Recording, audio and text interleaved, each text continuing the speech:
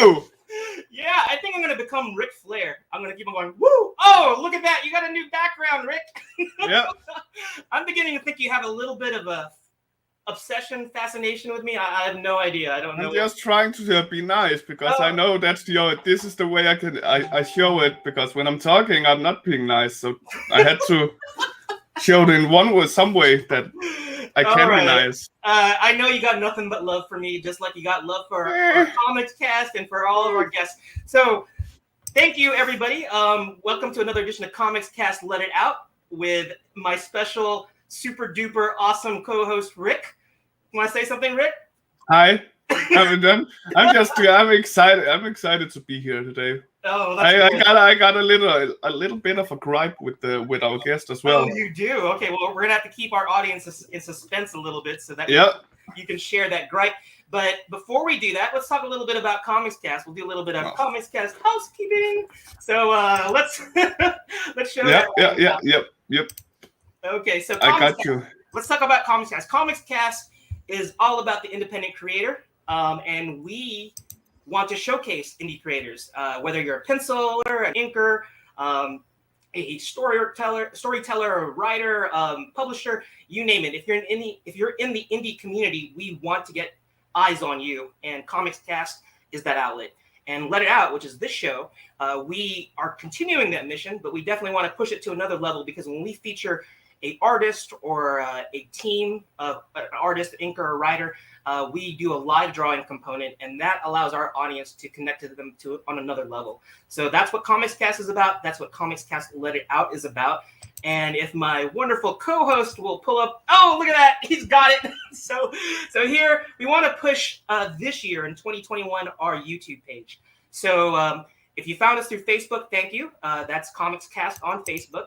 But on YouTube, you have to type in indie in front of Comics Cast to find us. So that's INDIE, Comics Cast.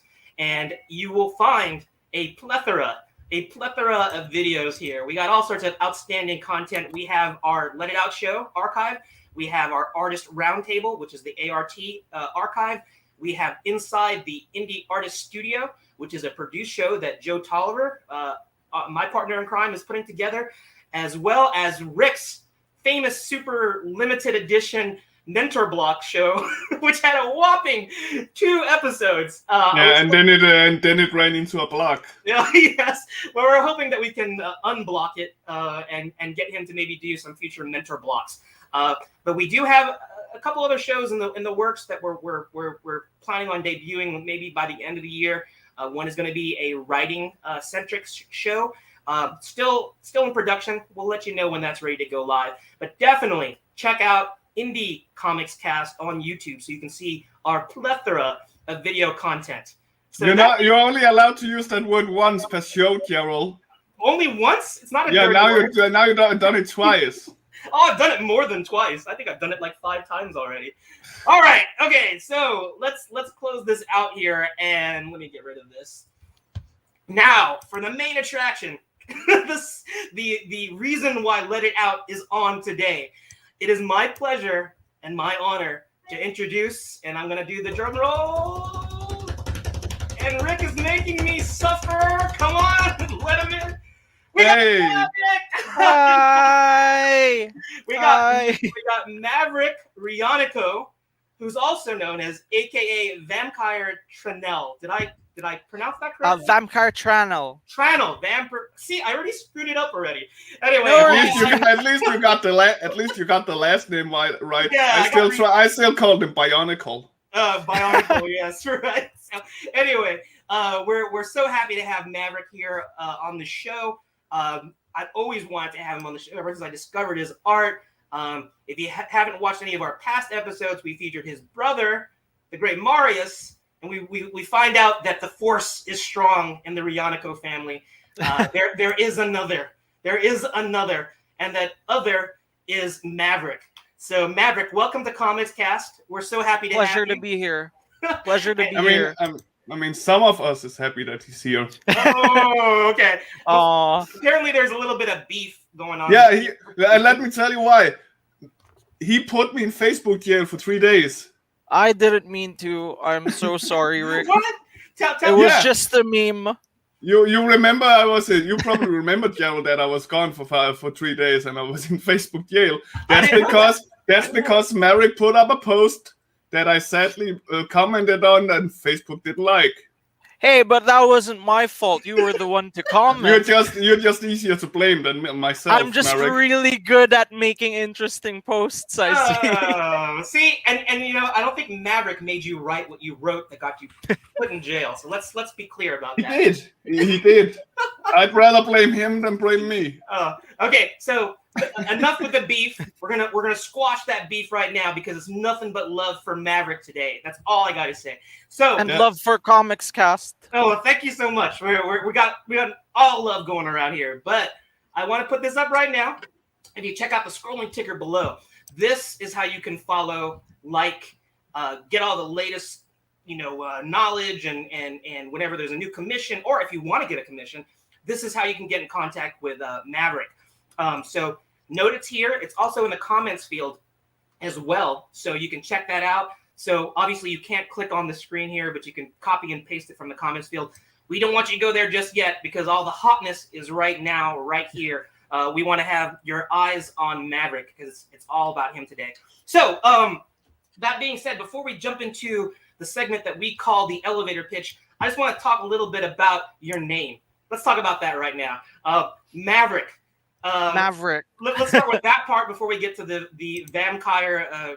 I'm not even going to butcher that again, but let's talk about Maverick. What is I thought that was your artist name, but you have obviously Vamkire. So what was the meaning behind Maverick? It's just an awesome name. There's definitely a long backstory about it, but simply put, I'd say my parents watched a couple movies. I think one featured Mel Gibson and the other one featured Tom Cruise, and they thought Maverick was a cool sounding name.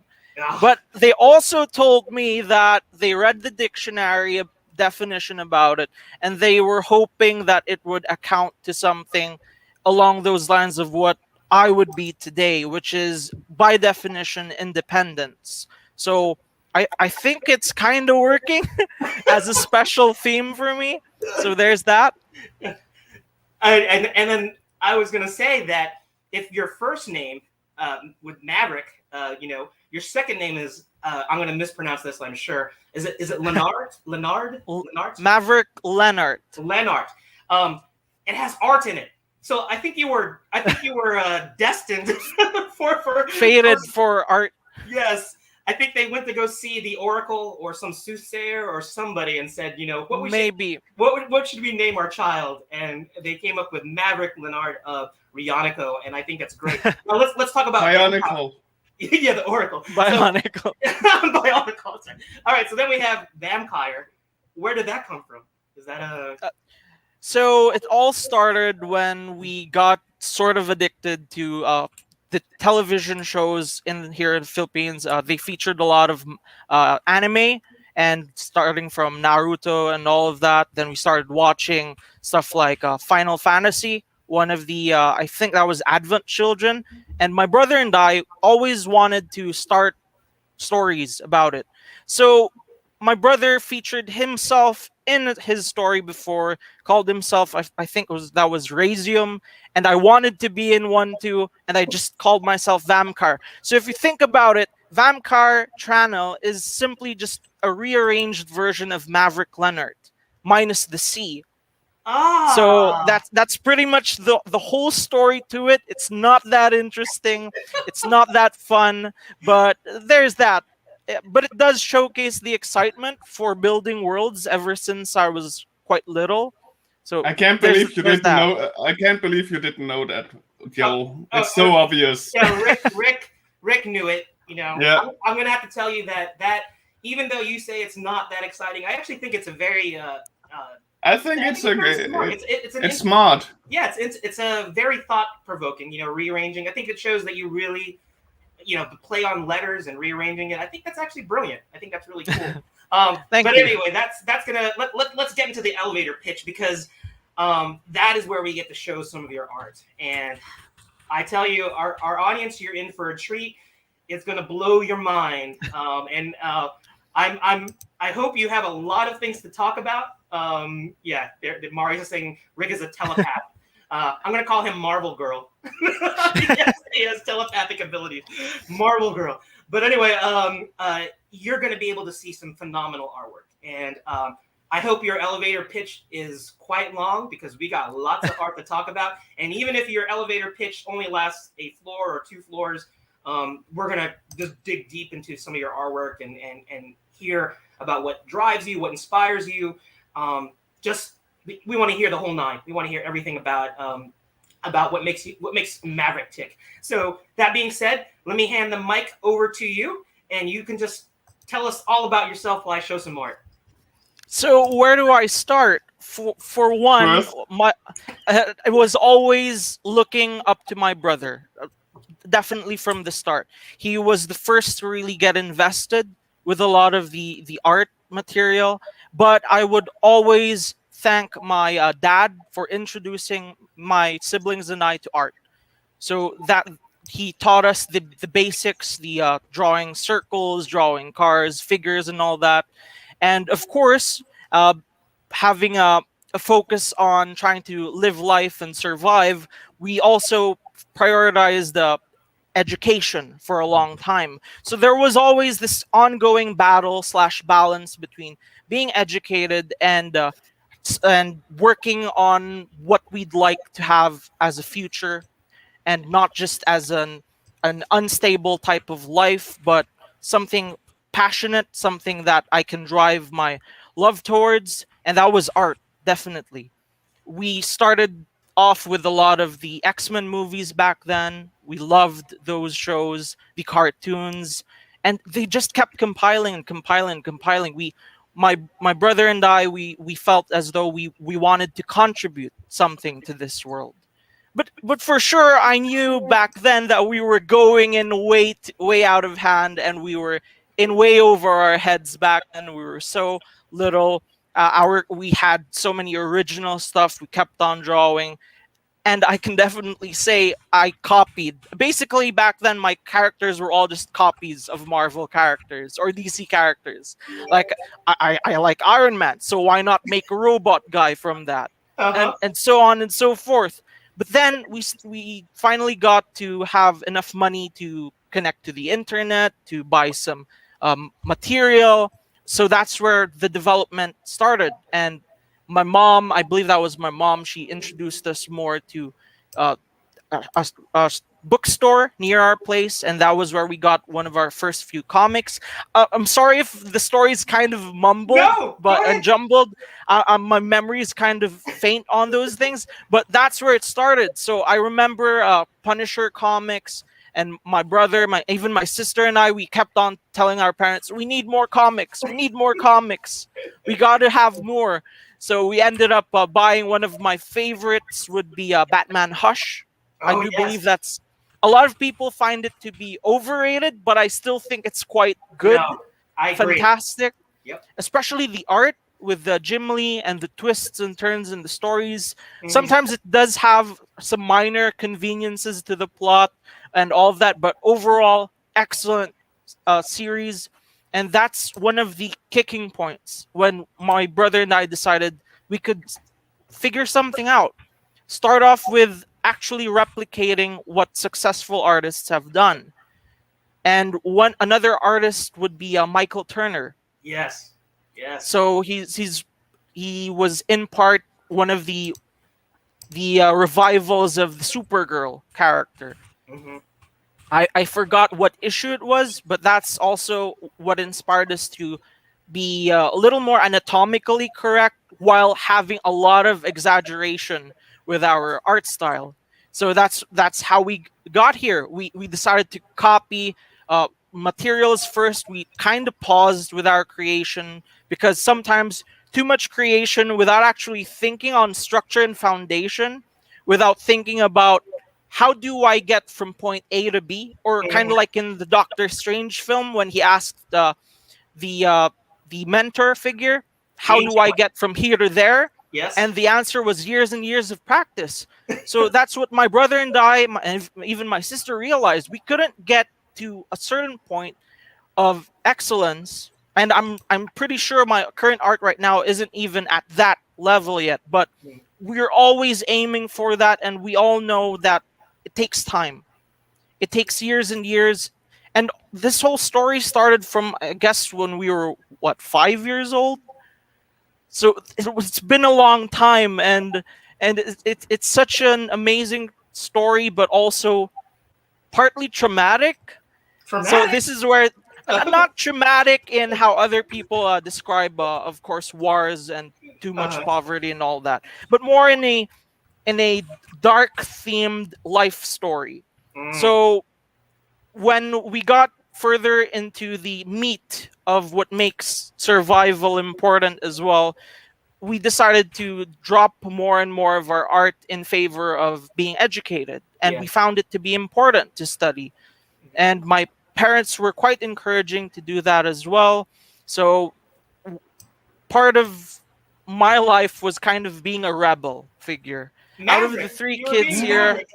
yeah, I was the rebel kid for sure. There was Well, an it's in your aspect it's to in it. your name. I They know. should have expected that. It was destiny. Go ahead. Keep So going. so I kind of fought off with a lot of their requests and all that, and I knew I was wrong. I knew I was wrong with a lot of the things I did, but it kind of helped build towards who I am now. Because after that massive downfall, what I'd call a tragedy in my life, in my personality, and how I treated reality, I decided to man up and start back up from scratch. Mm-hmm. And it took me around, I think, 3 months to recover. So simply put, I did a lot of bad stuff with my school back then, and I had to figure out to fix things. And I ended up in college. I was surprised that still got there. I still got to college. I still was able to survive the many struggles there. And I believe I haven't told you guys this yet, but I actually just graduated, I think, a month ago. Congratulations. Oh, congratulations! That is awesome. And And let's, yeah, tell us what you graduated from, because this is the dichotomy of Maverick too. You see all this wonderful art. You graduated as an industrial engineer. mind blown.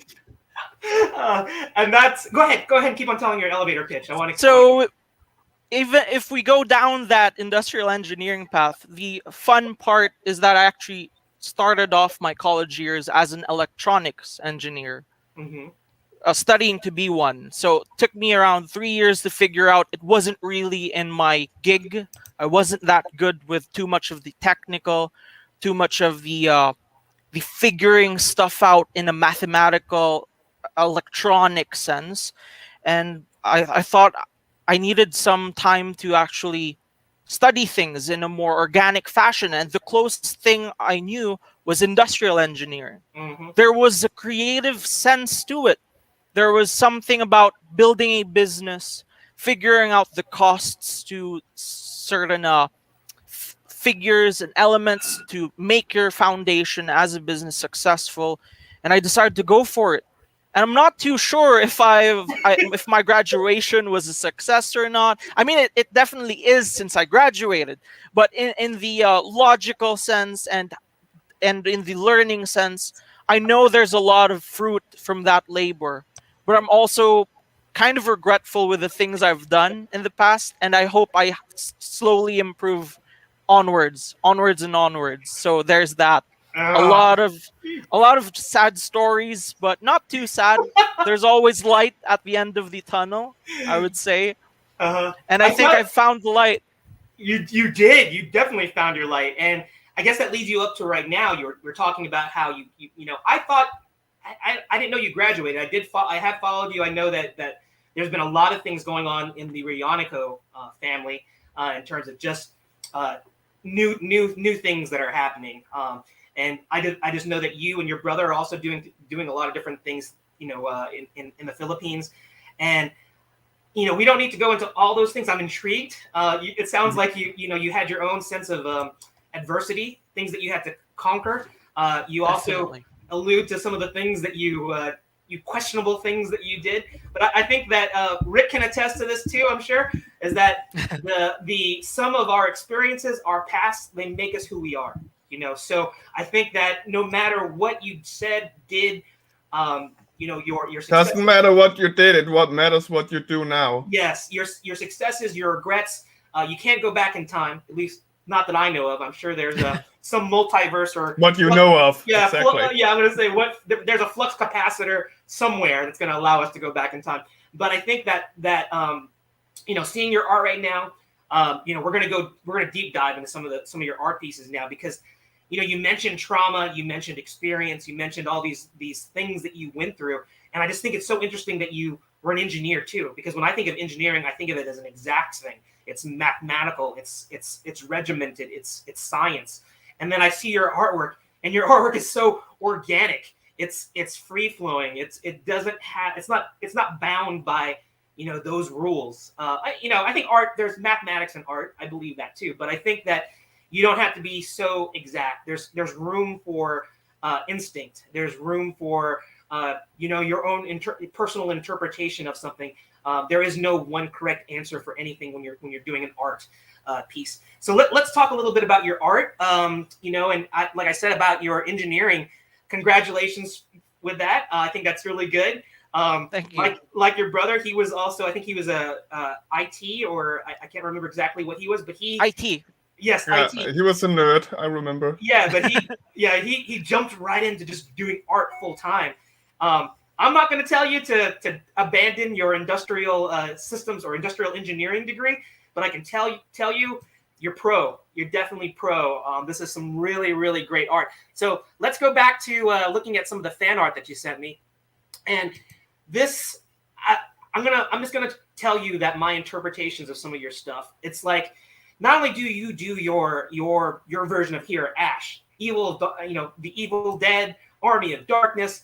If you're a nerd and you love those horror movies, and you like Bruce Campbell, it's awesome. You know who he's about. You got the likeness down, and it's done in your style.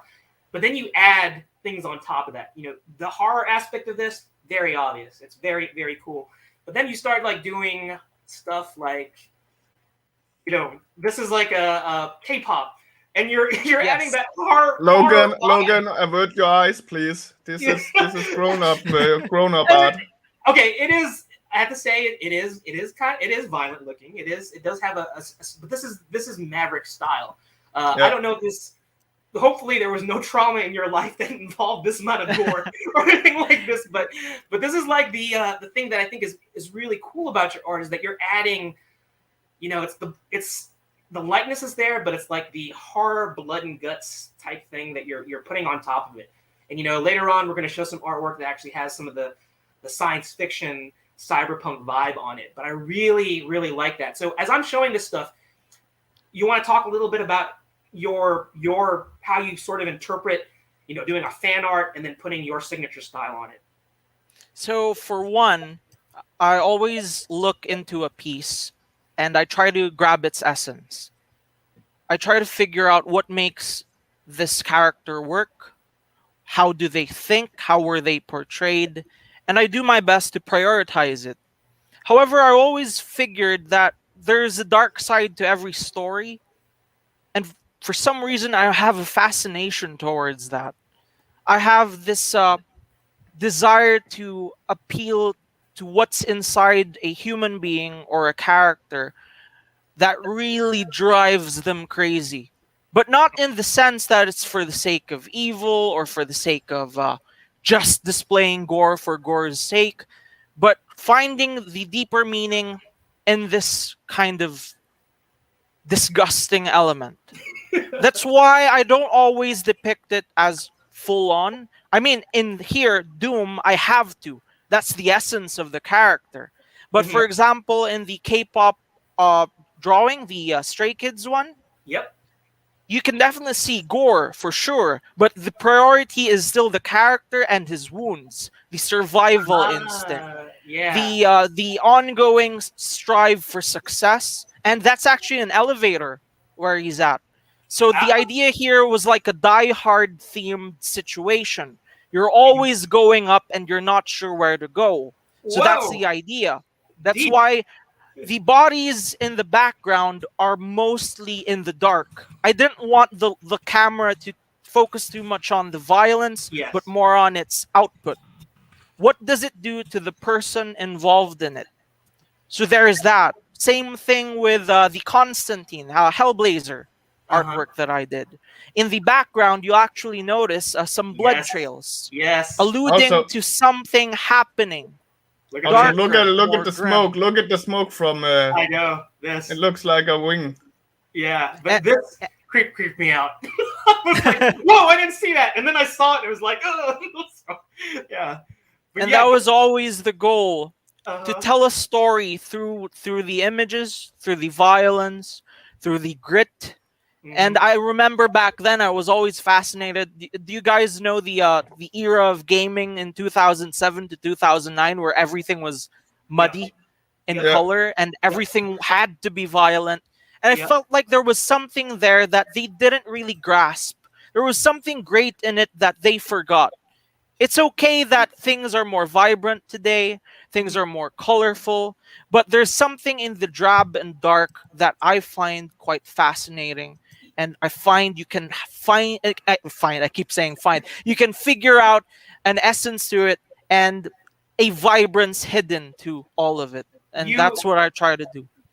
That is so true. It's sort of like, if you look at even, you're using this video game era. I'm going to go back even further, which is before even Rick and I were born too. Look at the horror movies like Psycho.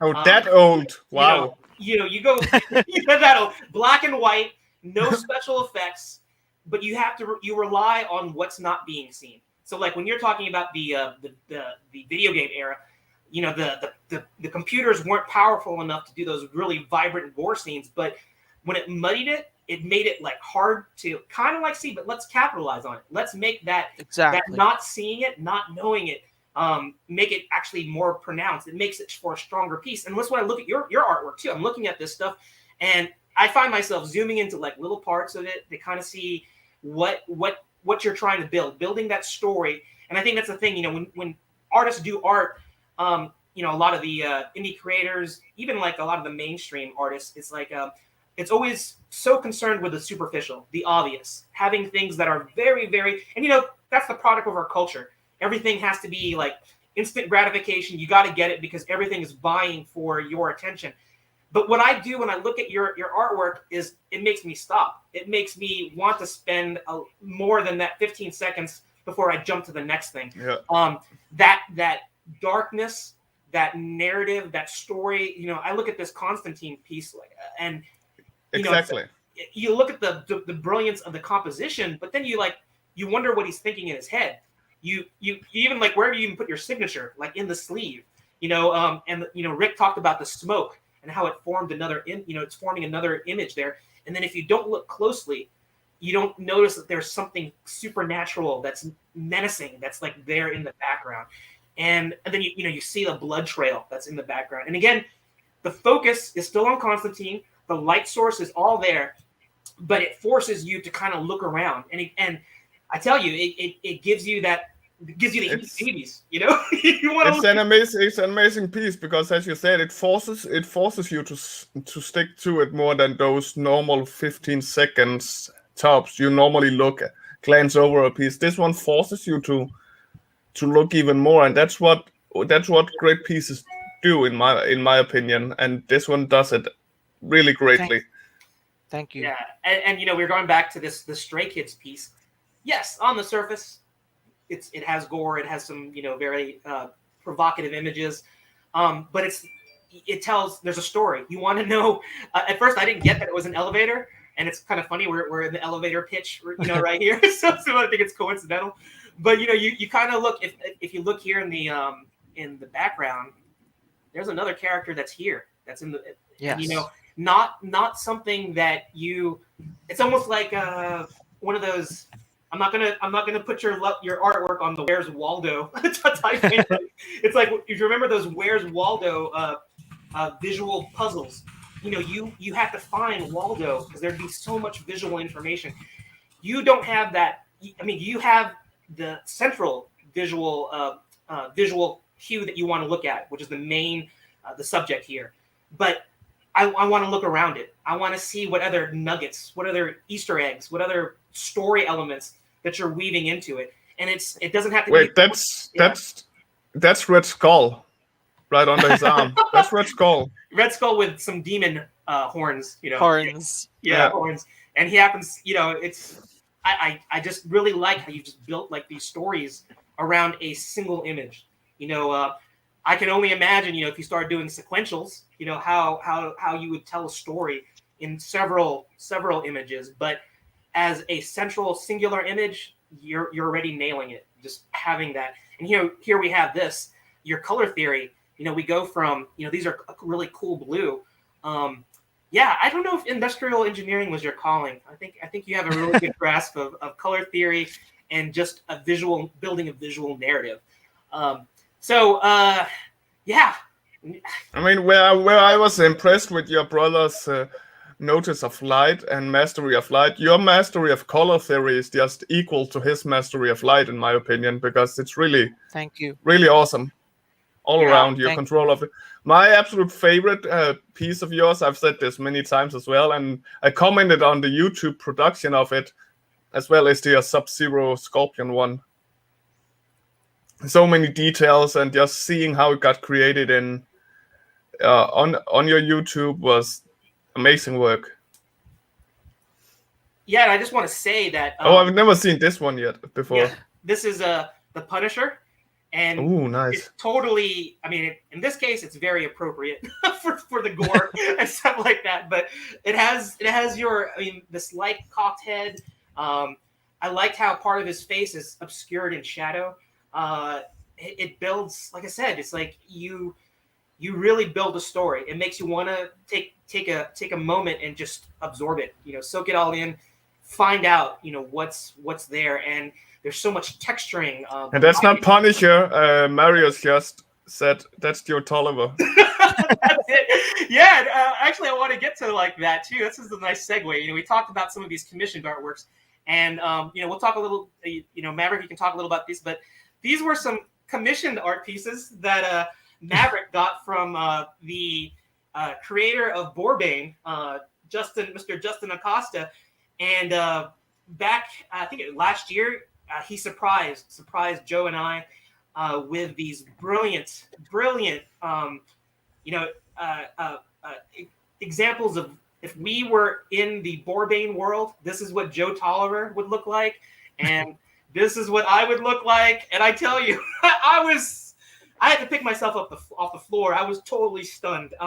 It was a surprise, and that's where I really started just, I appreciated Maverick's artwork, but I became a diehard follower. I followed him. I started seeing all his new artwork pieces, and it was incredible. And let's talk a little bit about your commissions here. Do you want to tell us a little bit about who commissioned? I mean, I guess if it's private, you don't need to go into who commissioned it to you, but just your thought processes on how you approach a commission. Of course. So back then when I started, especially that was the Gerald and Joe piece that I did. You'd be surprised I didn't have a drawing tablet back then.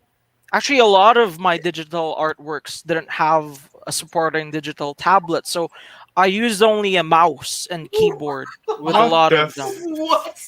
That's crazy. And sometimes I ended up with my fingers kind of locking in because it was tough to use the mouse. Uh-huh. But eventually I figured out a way, and the secret to all of that would be the smudge tool. Oh, yeah. So that's how you loosen all of the rough edges from a mouse. That's why I developed a style that was different from Marius. So it started off as an inconvenience, turned into a requirement for and utility, and now it's my style. I know. So that's the fun part.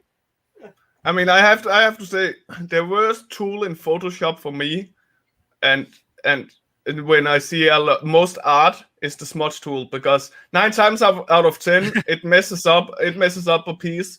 But your use of it has made me, normally I'd say 10 times out of 10, but your use of it has made me say 9 times out of 10, because the way you use it is very different from what I've seen of other artists attempting to do, and you master it completely. It still annoys me a little bit because I always had that dislike for smudge, but you're getting me you're getting me lured over to accepting it as a Look at good that. tool.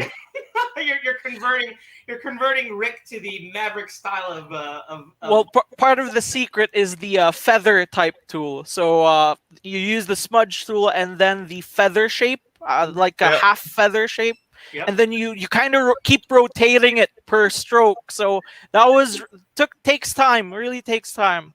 So that's why I've started to slowly reduce it when I got my drawing tablet, Yep. and now I'm mixing it up. My hand is just cramping up with thinking that you did this with mouse. I mean, holy. No, Rick, that's when you did yoga this morning. That's why you were cramping. Not from looking at this. But I do yoga, yeah. You do yoga. That's yoga, right? But was this piece done with a mouse? This particular Yes. piece?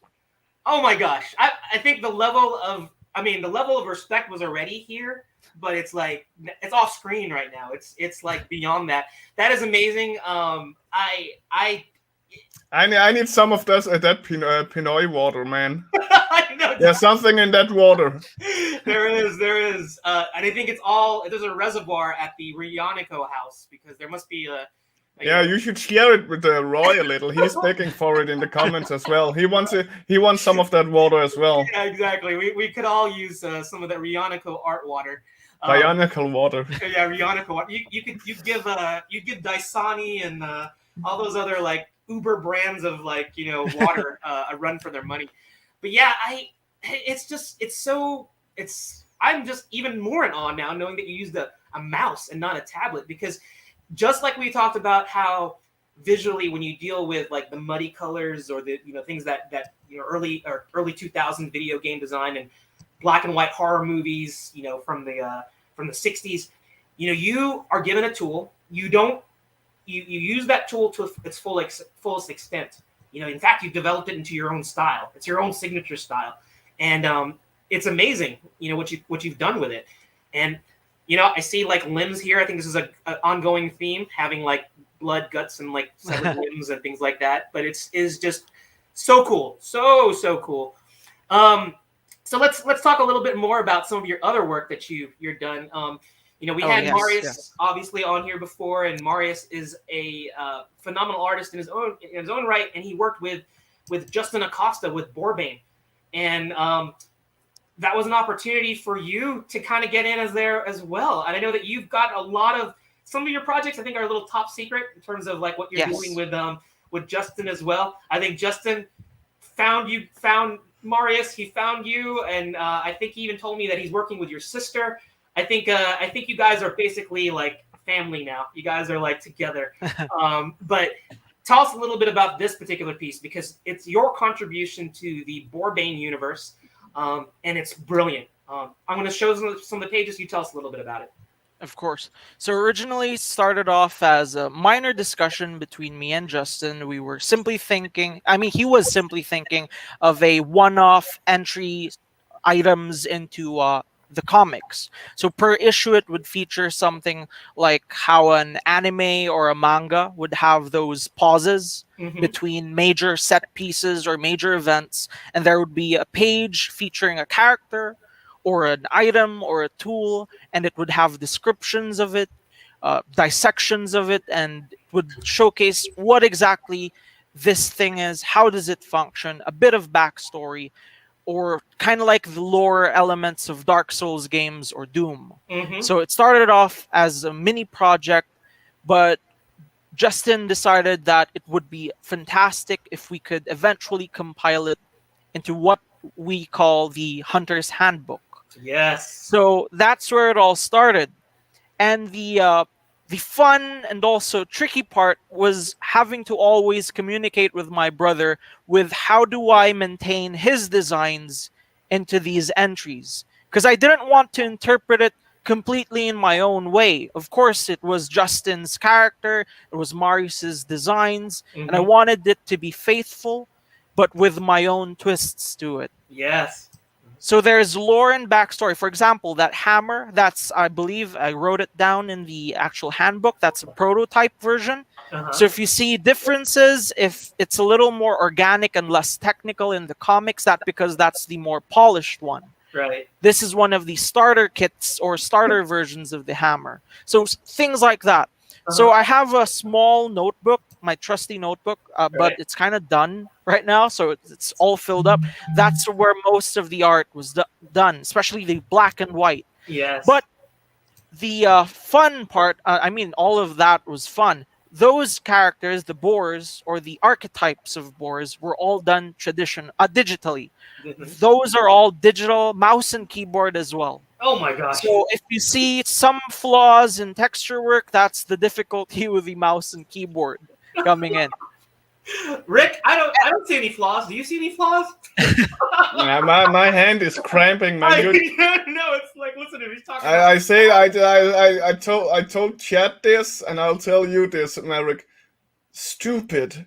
And in the good, and I say this in the good, most positive way. It's just, for me, it's just stupid. Why? Yeah, I think that's become one of our ongoing jokes here on Comics Cast. Rick says an artist is stupid. He means stupid good, stupid awesome. It's like insanely. And I only give it to those that go over and beyond with the stuff, like Chaz when he draws every little window in building, and you use your mouse to make these. Every link in a chainmail, he's drawing it with a mouse. My hand is cramping.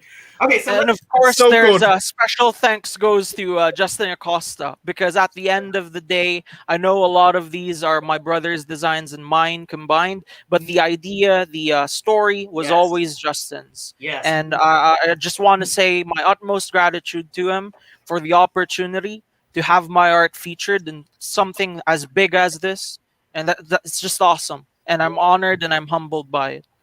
Yeah, mad props to Justin. I think that the story that he came up with was brilliant. But you know what? It's a story in his head, and him finding the perfect team to realize that, to visualize it. You know, he found that in Maverick, and we're seeing it here in this book. And this is just yet another reason why I don't think that industrial engineering was your calling. For myself, I'm a graphic designer, and you know, I purposely showed this, built this PDF to show the black and white artwork, the colored artwork, and then the actual layout of the handbook. And it's like you're like looking through this handbook, and you can see the tattered pages. You can see this is another thing of Maverick, the blood splattered pages. You know, it has a very lived-in feel. You know, like George Lucas, you know, the original trilogy of Star Wars. I think he's always said about why his original trilogy universe in Star Wars worked is because it had a lived-in feel. It was a dirty, gritty feel. You know, when you saw the Millennium Falcon, it was messy. It had dings and dents, and it didn't look like the Enterprise in Star Trek. The things look used. It looks like it's been lived in. It looks like it's been out in the field. You know, you talk about how you had a little notebook. You know, and I appreciate the graphic design that goes into this, and I really wanted to show how you built all those traditional. You know, let's go ahead and show it. You know, we go back to the very top.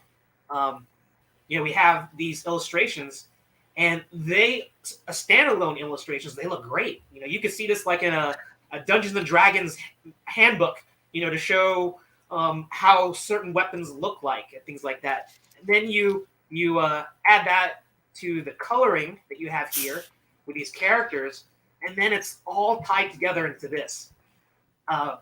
It's a perfect complement. You know, you and Marius have a connection, and you have an individual identity, but you can see how they can both coexist in this universe. And in fact, that's going to be my little bit of my hint to talk about what the future is going to be in terms of how you guys, as brothers, can coexist in the same house, and coexist and do things together and build this universe. And you're getting your test here, you're doing stuff with Boar-Bane. So we're now at 10 till. So I'm going to round this off with something that's, before we get into our live drawing, into something. I'm just going to be totally biased here because this is because it's a show that I'm hosting. It's a pleasure for me, so I'm going to showcase this part because Rick got his due. Kurt also mentioned something, and I agree. Yes. Yeah, we're gonna have Kurt. we're having Marshawn in at some point as well. Yes, Don't you worry. We are grabbing all the Reonico family and we're just bringing them in here, whether they like it or not. They're coming in. Yeah, Marshawn is on my list. I'm going to get her as well, and we'll talk about that. And actually, it's good to talk about this next segment because Marshawn is also a really big fan of. We're going to talk some K-pop here, and I was just finishing my thought about what happened last week. We had a guest who was an artist and a wrestler. So Rick ate that up. He loved it. It was his opportunity to go, I got my two biggest loves together in one show. I get to have Maverick on this show and talk about K-pop and talk about art. And this is another thing that Maverick is really, really cool about doing is he's taking his love of K-pop and, you know, the superstars that are in there, and he can capture the likenesses. He can capture the essence and their look, but then he's doing his whole Maverick touch on it, which is adding a little bit of that blood and gore on top of it. But it's done in a homage. It's done in like, you know, this is just his, because everybody can, I mean, not everybody, a lot of talented artists out there can do their interpretation of Yes. K-pop, of ITZY, or, you know, we're going to show Twice. They can definitely do that. But, you know, Maverick wants to be different. He wants to do his interpretation of it. So I saw his wannabe era of ITZY, and now this is the Not Shy. You want to talk a little bit about how you've injected your style into these K-pop icons? Of course. So, short story, I've just been a fan of K-pop for, I think, a full year or a year and a half by now. And I got introduced to it forcibly by my sister. And at first, I had this common notion that K-pop is something that you shouldn't try, that it's not fun, that it's all just lights and show. Mhm. But when I dived in, I felt the realness of the artists behind the songs and their performance and their struggles and how they owned that world that they lived in. And I always felt that I could contribute my sense of grit, my sense of danger to these people and turn them into characters. So I noticed there's always a certain edge to certain K-pop videos, Yes. and I wanted that to bloom. Mhm. So ITZY's Not Shy era, they featured guns there. They Yeah. had a cowboy feel to it, and I thought, why not give it a go? Mhm. And that's why they still wore their classic outfits in the video, but I had them actually use the guns. Go off screen. The Right. guns, the baseball bats, and all that. And that's where the blood comes from. That's where the vibrance hits. And I thought it was a cool thing. But the slight part of it that I find slow, and by slow I mean slow in popularity, is that a lot of people don't find horror or grit to be that compatible with the K-pop genre. Oh, And I will disagree. there were some Yeah. people who told me about it, and some people who warned me that it's not that good of a thing to merge. But I said, why not? No. No one's doing it, or a lot of other people are also doing it, but it's a niche. So I thought I'd own that niche the same way these artists are owning their passion, their love for singing, for dancing. And that's what I did. So I started off with the ITZY Wannabe, but it's not here. Sorry, I wasn't able Okay. to share that. But that's where it started. Then I amped that up with the crazy twists with more horror elements to it. I think I turned Chaeryeong into the Terminator or Yes, something. you did. That was there. Uh-huh. And then in the Not Shy, I went for a more gangster approach, Yakuza theme, something Yes. like. Mhm. And then it started to really push me back. I started to remember the good old days when my brother and I would make characters from scratch, Mhm. would design a world, and I started to go back to that want, to that desire, and that's to kind of pitch into it. That's where the Twice series came to be. Yes, I want to go there. I want to totally go there. And this is what, you know, you just talked about developing your own characters, and why not merge things that you're interested in, you know, K-pop, And we talked about. I think those of us who haven't watched K-pop, yes, it does have a very superficial. I mean, it has pop in it, so obviously it's going to be is going to be glitzy. It's going to have all those bright visuals and fancy choreography, but there's also I think the art of video and themes. If we want to go into the physical book, I mean the releases, when they release an album or an EP or a single, they go above and beyond. There's a theme just for that single. And there's heart to it. Yes, there's a whole production that goes along with it, and there's a behind the scenes. There's a bunch of story. There's a narrative. They're like full blown movie productions sometimes, and that is the thing about what I appreciate about K-pop is that I think it takes that to another level, and it has a lot of nostalgia. I'm the old guy here. It takes me back to like 90s R&B is something that I really loved, and K-pop has taken that formula from 90s R&B, brought it into modern mainstream, and embraced it. Just like you've embraced the style. You take what you've learned, and then now you're merging, some of your passions together. And you were talking about how you and your brother, are talking about your universe. The characters that you're building.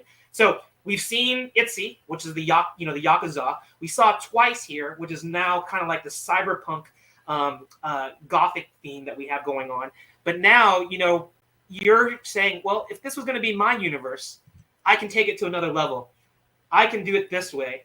And I was like, these are like, it's a whole nother illustration. It's a whole nother story here. You've put masks on them now. And these are characters in this universe that you're creating. So tell us a little bit about your thoughts in terms of this series now. So thought process wise, I was excited for Cyberpunk 2077, and we all know how that turned out. I'm so sorry. But the good part is that it kind of forced me to try and look at the cyberpunk genre instead of just one inspiration. So Blade Runner 2049, Blade Runner, the classic one. I have to watch that. Haven't found time to actually watch that one. Pretty old film, but I do think there's a lot of good and greatness to that one. And a lot of the other dystopian nightmares stories, and even not necessarily cyberpunk, even for example, I Am Legend, those kinds of stories where it's all about the people and their interaction with their world. So I thought, let's take the inspiration that I got from K-pop and let's dive in. Let's dig deep. And I started off figuring out the lore behind it. I don't want to reveal everything because I do plan to put this out into something more than just illustrations and fan art. So it all started with concept work that I did. I haven't shown them much. I usually just tease them in my stories on Instagram. Right. But I all of these designs, these masks, these gear items on them, I went through concept arting the figures, how it would fit them. Right. What was the theme of these stars in their K-pop world that I could bring into the cyberpunk realm? And I also thought, what about the antagonist, or what about the struggle of this story? So there's a theme that you'll start to notice. Of course, there's the blood, right? Right. But when you start looking deep into it, the blood starts turning neon pink at certain points. And that's the twist to it. There's something wrong with the characters that they have to investigate, that they have to target. For example, Sana here is a fashion detective. That's the theme here. And if you guys have played or have watched any gameplay of, I think that was Metal Gear Revengeance, one of the characters there is an inspiration for this one, the one with the multiple arms. Yeah, I knew it. I had the feeling when I first saw this one. Yeah. So I thought, I don't want to copy it to its entirety. That would be plagiarism. That would be copyright infringement. Right. So I took inspiration. I was thinking, why does she need those arms? So the story behind this one is that she's not a fan of augmentations physically on her body. She wants herself to be completely natural as much as possible. So if you look at the version of the Sana piece without her mask, her eyes would be glowing like a wolf's eyes. So that's her only augmentation. It helps her do her detective work Right. So she's a private investigator of the higher guys, the ones up top, the corporations. That's why she's fashionable and all of that. And the arms behind her help her wear the coat, help her use her guns, and that's how she can climb and parkour, things like that. There's a lot more to it. Don't want to spoil the rest, Yes. but that's about it. I So- want to hear it. I'm like soaking this up. It's like this is like also- a narrative that I didn't even know about, and I'm like, it's all there. It's so clear. I also need to mention that you guys in the comments can actually go to his YouTube channel and at least see one, if not more, of these you see here getting Ooh. created from start to finish. And you know what? We're actually going to show a little bit of that, Rick. I have a little bit of I have something to show for that. Oh, good. So we're going to give you a preview of that.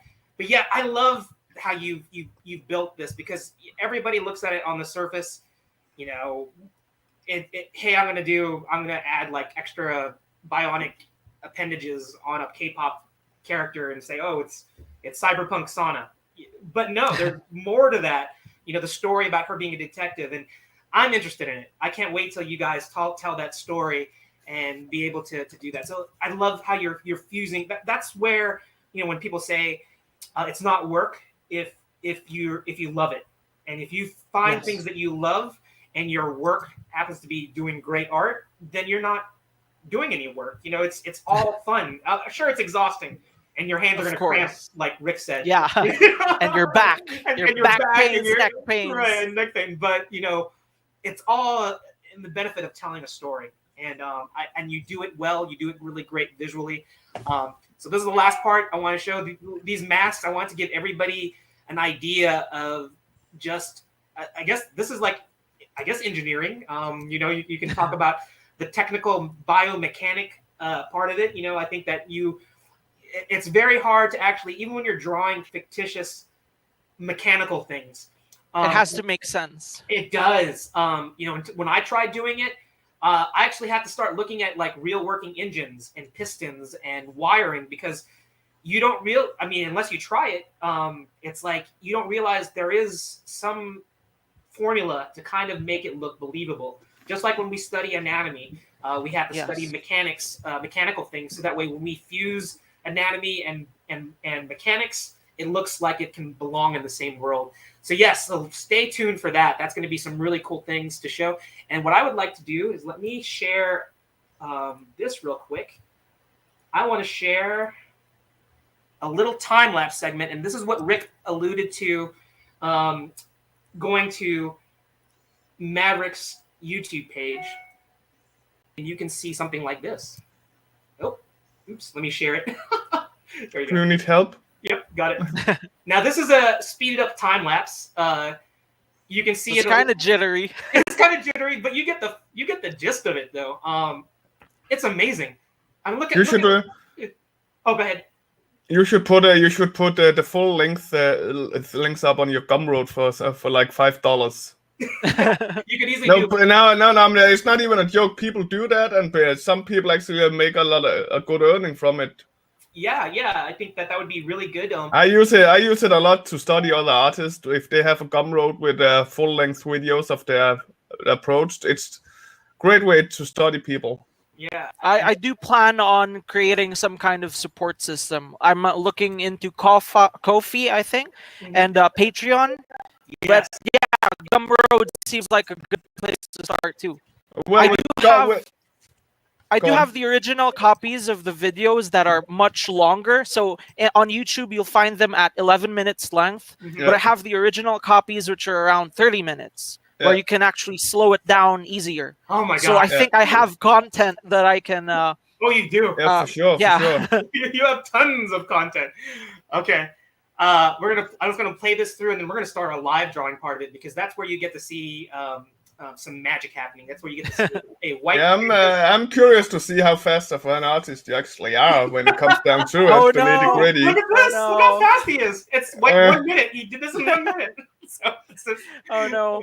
yeah, it's incredible, and we're gonna talk about this particular piece after the live drawing, but because it has special meaning for me, just because of the character, and then to see also But anyway, we're gonna talk about that a little later on. We're gonna that's gonna encourage everybody to stay the entire show because we're gonna learn a little bit more about this piece. But so we only have a few more seconds to show, and then we're gonna jump into the live drawing. Yeah, don't spoil everything that's on his YouTube. Exactly. Exactly. All right. Gosh darn it. All right, let me close this, and I'm gonna call up the PDF one more time. Actually, let me share screen. I need to get one of those push button things where I can switch really fast between shared PDFs and video. All right. Okay, so we just talked about this. Let's talk about OCs, original characters. Yes. So this is going to be a perfect segue into what we're going to be doing for our live drawing, but we'll just do this as a little hint because we're going to be drawing the last live drawing is going to be one of these OCs that we're seeing right here. So let's go briefly through this real quick, and then we're going to talk about doing a fan art. That'll be our first live drawing. Then we're going to do the co-host challenge, which is the Rick challenge. That'll be live drawing number 2. And number 3, we're going to do the last thumbnail you see here at the bottom. So we're just going to just do a brief introduction because you're going to talk about the last character more during the live drawing. But let's go ahead and talk about these first 3, and then we'll introduce the 4th, and we'll talk about that during the third live drawing challenge. So who's this guy?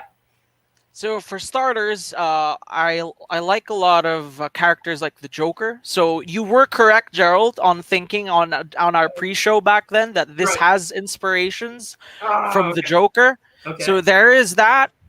And I was thinking we haven't seen much vampire stuff lately. And when we do, it's usually the smaller shows that do it, things on sci-fi and stuff. But in gaming, not really. Not much anymore. So our thought, okay, so we have vampires, and then I thought I loved the show Supernatural back then, CW show, but I stopped at around season 5. I couldn't handle the rest. Kind of went somewhere that felt different, but I always had a fascination on the supernatural.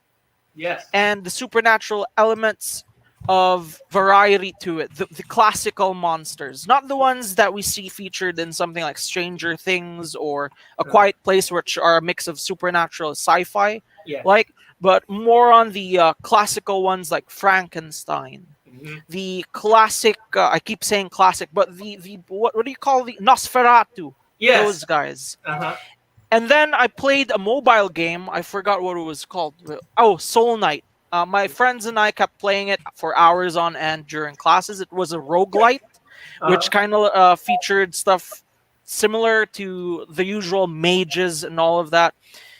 And I kept thinking, there's something here. There's something clicking. And I started drawing. I thought, so we have hunters from Supernatural. We have the supernatural world.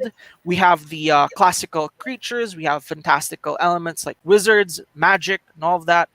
And then I thought, why not faith? Why not belief? Why not doubt? Why not those kinds of topics? Especially when my brother started introducing me to the works of Berserk and all of that. Sadly, I haven't found time to read the Berserk material, but I've done research on it, and I do plan to read all of them because I need to read those so I understand how sequentials work. So that's where these characters popped in. For example, this isn't just your regular vampire. There's an alternate form, and this is just the start.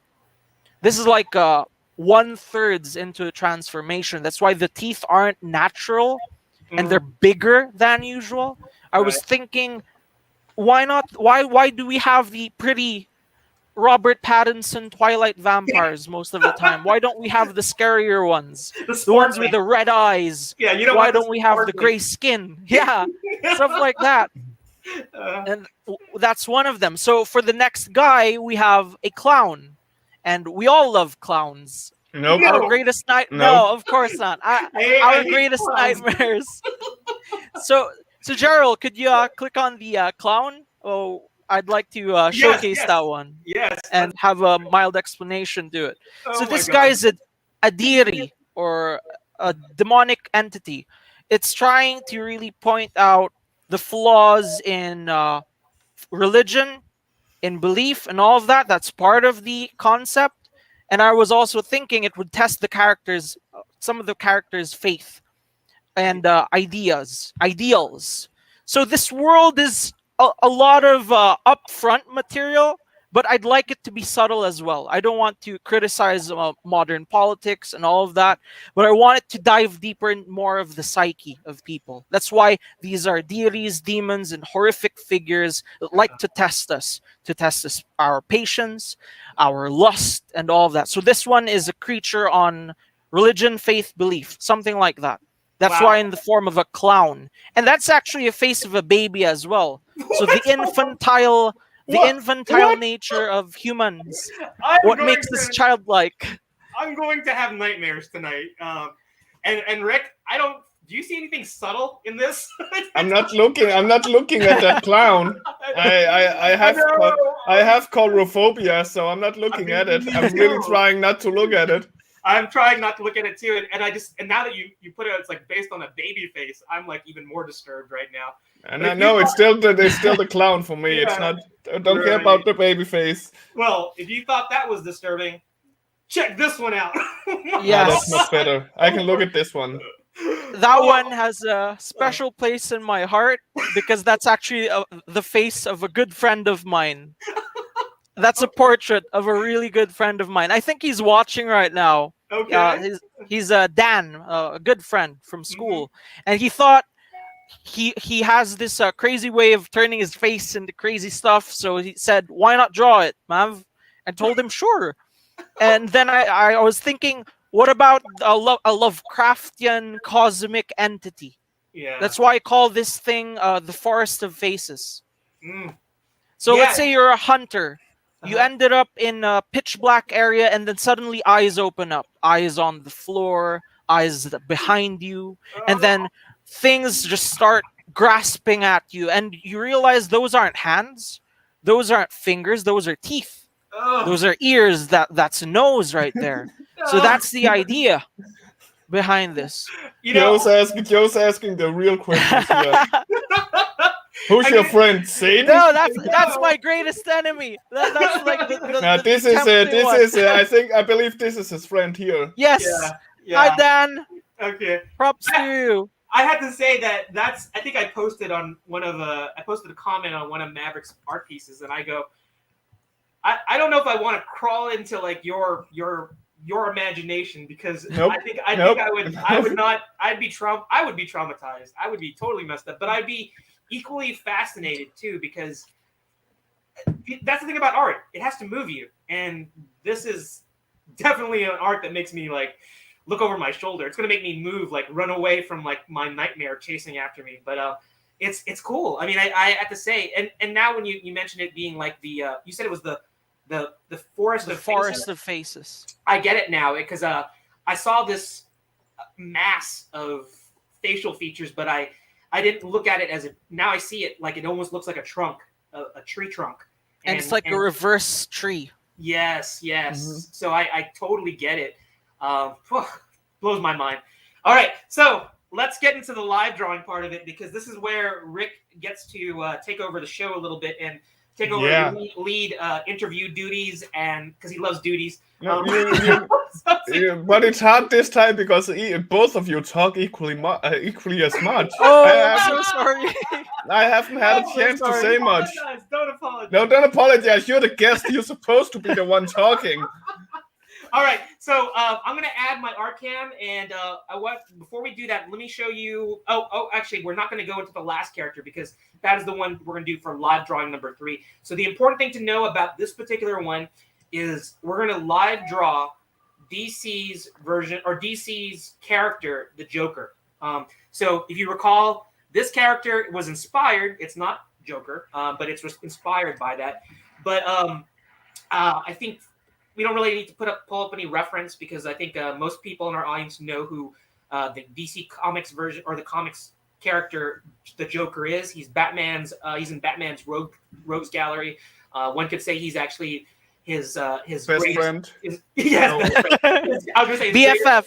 Yeah. I was gonna say his greatest enemy, but yeah, his best friend forever. So the important thing about doing this Joker is I want to stress what we've talked about Maverick throughout this show so far is Maverick takes something and he does his own interpretation of it. He has a signature style. So he'll take it, he'll put it in a mixer, he'll blend it, he'll shake it up, and then what comes out is what we've been seeing. So I would like our audience, if you're going to draw along with us, let us know in the comments field. Let Rick know. Rick will pull it up in the art show, and we will share it at the end of the 20-minute mark. Rick is going to give us he's going to be the timekeeper and the question taker, and we're going to go from there. So do your version.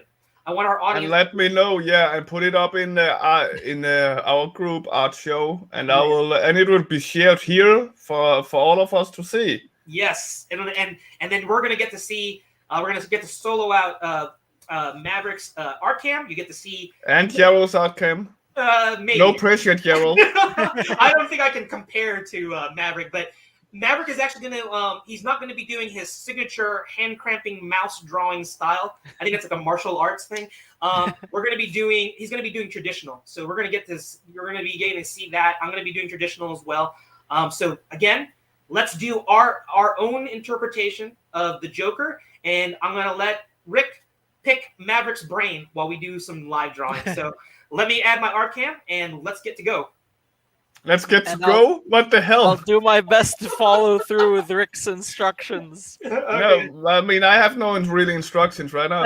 All I'm curious about is you talked a little about it beforehand that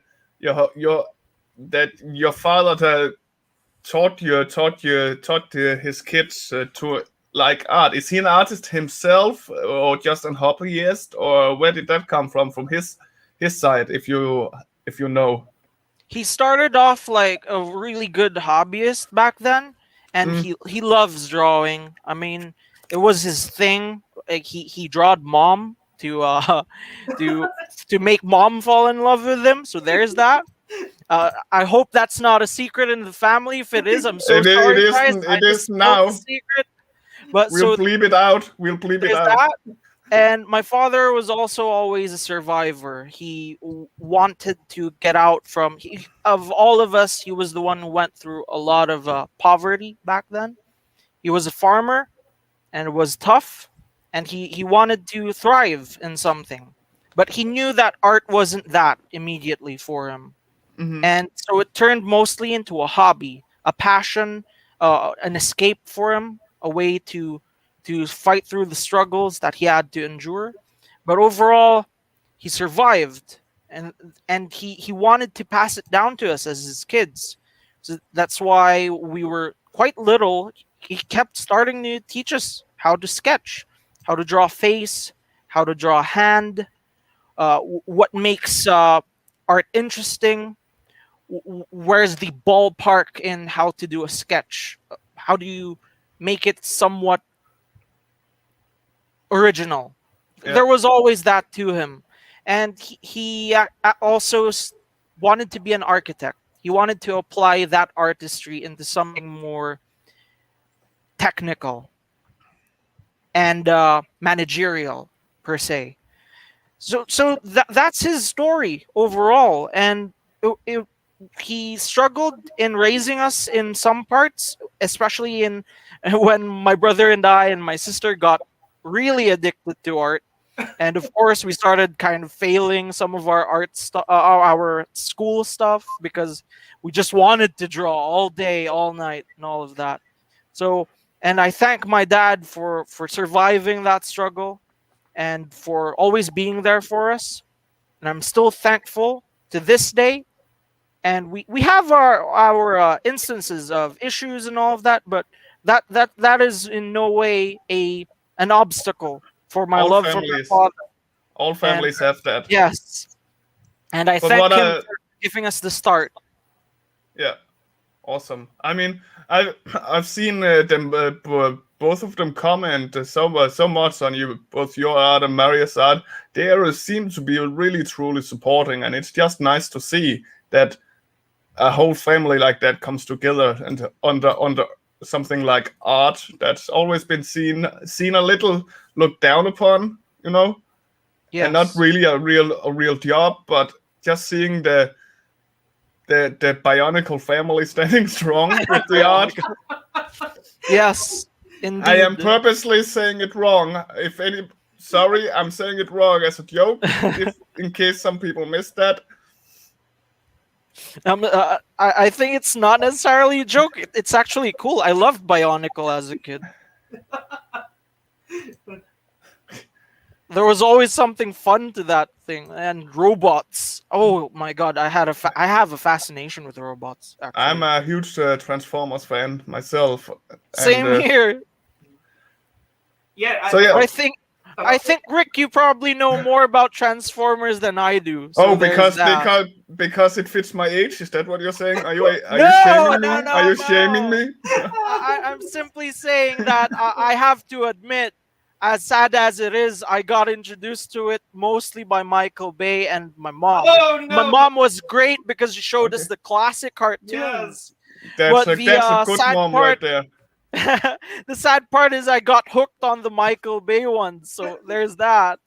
I admit, guilty pleasure. No, to be honest, when it comes to the designs of the Transformers in the Michael Bay's, he actually kept it very close to as close as he could possibly do to the old animation. So in that sense, I had no problem with it. As I was a big Transformers fan, I was in love with how he made sure that the designs looked as close as possible, which is important. So back to family talk, and I want to ask, sibling rivalry, is that something in your family when it comes to the art? Yes. That gotta be, right? There's some level of sibling rivalry when it comes to art, but mostly in a good way. We always test each other. We look each other's art. We do our best to tell each other, hey man, you're doing great. But we also ask ourselves, maybe he's doing something better than I am. I think he's probably faster at this. I gotta be better. There's always that going on. And sometimes it causes some friction, a little bit, but that's life. Yeah, but I completely agree with you that having that need to be better than someone you look up to in one way or the other, that's what personally has driven me from ever since I started, that I want to be this good. I want to be better than this guy. I want to show this guy off, Yes. So it makes sense. Definitely. And there's always the improvement side to it. Yeah, that's the important side. That's the important side. As long as it's done with the consideration of wanting people to better themselves, it's a good way to do it. So, definitely. So Maverick has already gone into inking, Gerald. What? How far are you? Yeah. No, there's 4 minutes left as well. Really? There's just 4 minutes left? Oh god. Yeah. We have more than 4 minutes. No. Okay. All right. Okay. Oh no, I gotta do this faster. Do you want 5 more minutes, Maverick? Sure. Okay. Good. I do hope it won't ruin the show. No, it doesn't. No, it don't. It doesn't ruin the show at all.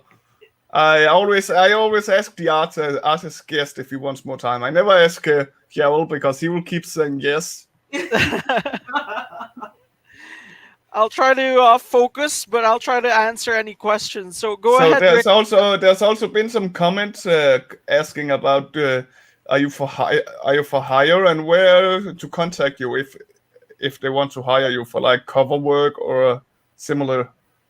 For my art, I can be easily contacted through my Instagram. That's at Vamkire_Trannel. And you can also contact me via my Gmail, but I think I forgot to add that part. But if you contact me via IG, I can definitely handle the conversation there. So I usually do my operations through that. I'm also planning to start a web page that similar to my brother's for commissions, but that would be maybe in a month or within the next month. Yeah, I was about to say it's good to have a page for that, so you can easily direct them instead of having to write it all down every time you talk to them. Yes. But there you go, Said. I hope that answered your questions about getting in contact with them. Yeah, just look at the scrolling ticker at the bottom. Yeah. connect with him that way first, and then he can send him he can give the personal Gmail or $1 million. yeah a little later on. So as you can tell, Jarl is working differently this time. He's working on I know, but people notice it in the comments. What have you done different with this one? With Gerald's faster. with your art setup, Jarl? I just my art cam which was my cell phone. It kept on like disconnecting. So I actually got a El Cheapo like webcam, and so now it allows for I think a better view of what I'm drawing. So yeah, I decided to go pull out all the stops because I wanted to like make sure that when I'm drawing along with the great Maverick, I want to make sure that my artwork. And he got a new pencil as well. Oh yes, check it out. It is a Walmart special pen gear number 2 HB. You've really gone above and beyond with this one. Right. So if you want if you want to be a messy artist like me, this is where you go. Go to Walmart, get the cheapest pencil you can find, and you too can be as messy as me. Yeah. 5 more minutes, guys. 5 more minutes. I still think Gerald's doing it faster, though. I'm kind of slow. Well, I'm guessing he does have more experience with it. But actually, I feel from what I can tell, you're equally fast. You're equally. Oh, thank you. Seems like it. You're more detailed, but still almost as complete as he is. I think you have to encourage me more, Rick. Shout out to the Reonico parents keeping comments supporting Comicscast and his and their children here. It's amazing to see. Thank you very much. Thank you again to all of all the great comments about how. Yeah, Marcion also, you gotta go faster, bro. She's pushing you on. Speaking of that sibling rivalry, go faster. I think that's her form of encouragement. Oh yeah, and I thank her for that. Yeah, thanks, Bobs. Be like Sonic, go faster. No, say they're both drawing different versions of the Joker right now. Yeah. And DN LVC, your friend Dan, says go faster, speedrun. Let's go. Oh no. That's gonna be tough, speedrunning. Now he's yelling it. Speedrun. You guys should tell me to slow down a bit. No. Go faster. Come on. I need some encouragement so I can detail this one. And Maverick, don't feel pressure to like do a completely polished piece. No. This isn't about. We just want to see a process. We don't want to see a finished process. We are aware that's highly impossible in 20 minutes. Yeah, and you can actually revisit this later on and send me the final piece. But I have to say, you're actually finishing it, and I'm just told it looks like it. Yeah, and just in the cast, I must admit, I'm impressed with both of these artworks. Yeah, speedy and highly detailed, both of them. Really good stuff, guys. 2 more minutes. 2 more moments. Dan, you can do it. You can do it, Mav. Believe in the heart of your pen. Yeah, believe in the wooden tree that was once the pencil. Dan, I don't think it's anatomically correct to say that the pen has a heart. Hey, but just to follow up though, with one of your comments earlier about your family, Maverick, you were talking about, especially I think being Filipino, being in the Philippines, about art in general.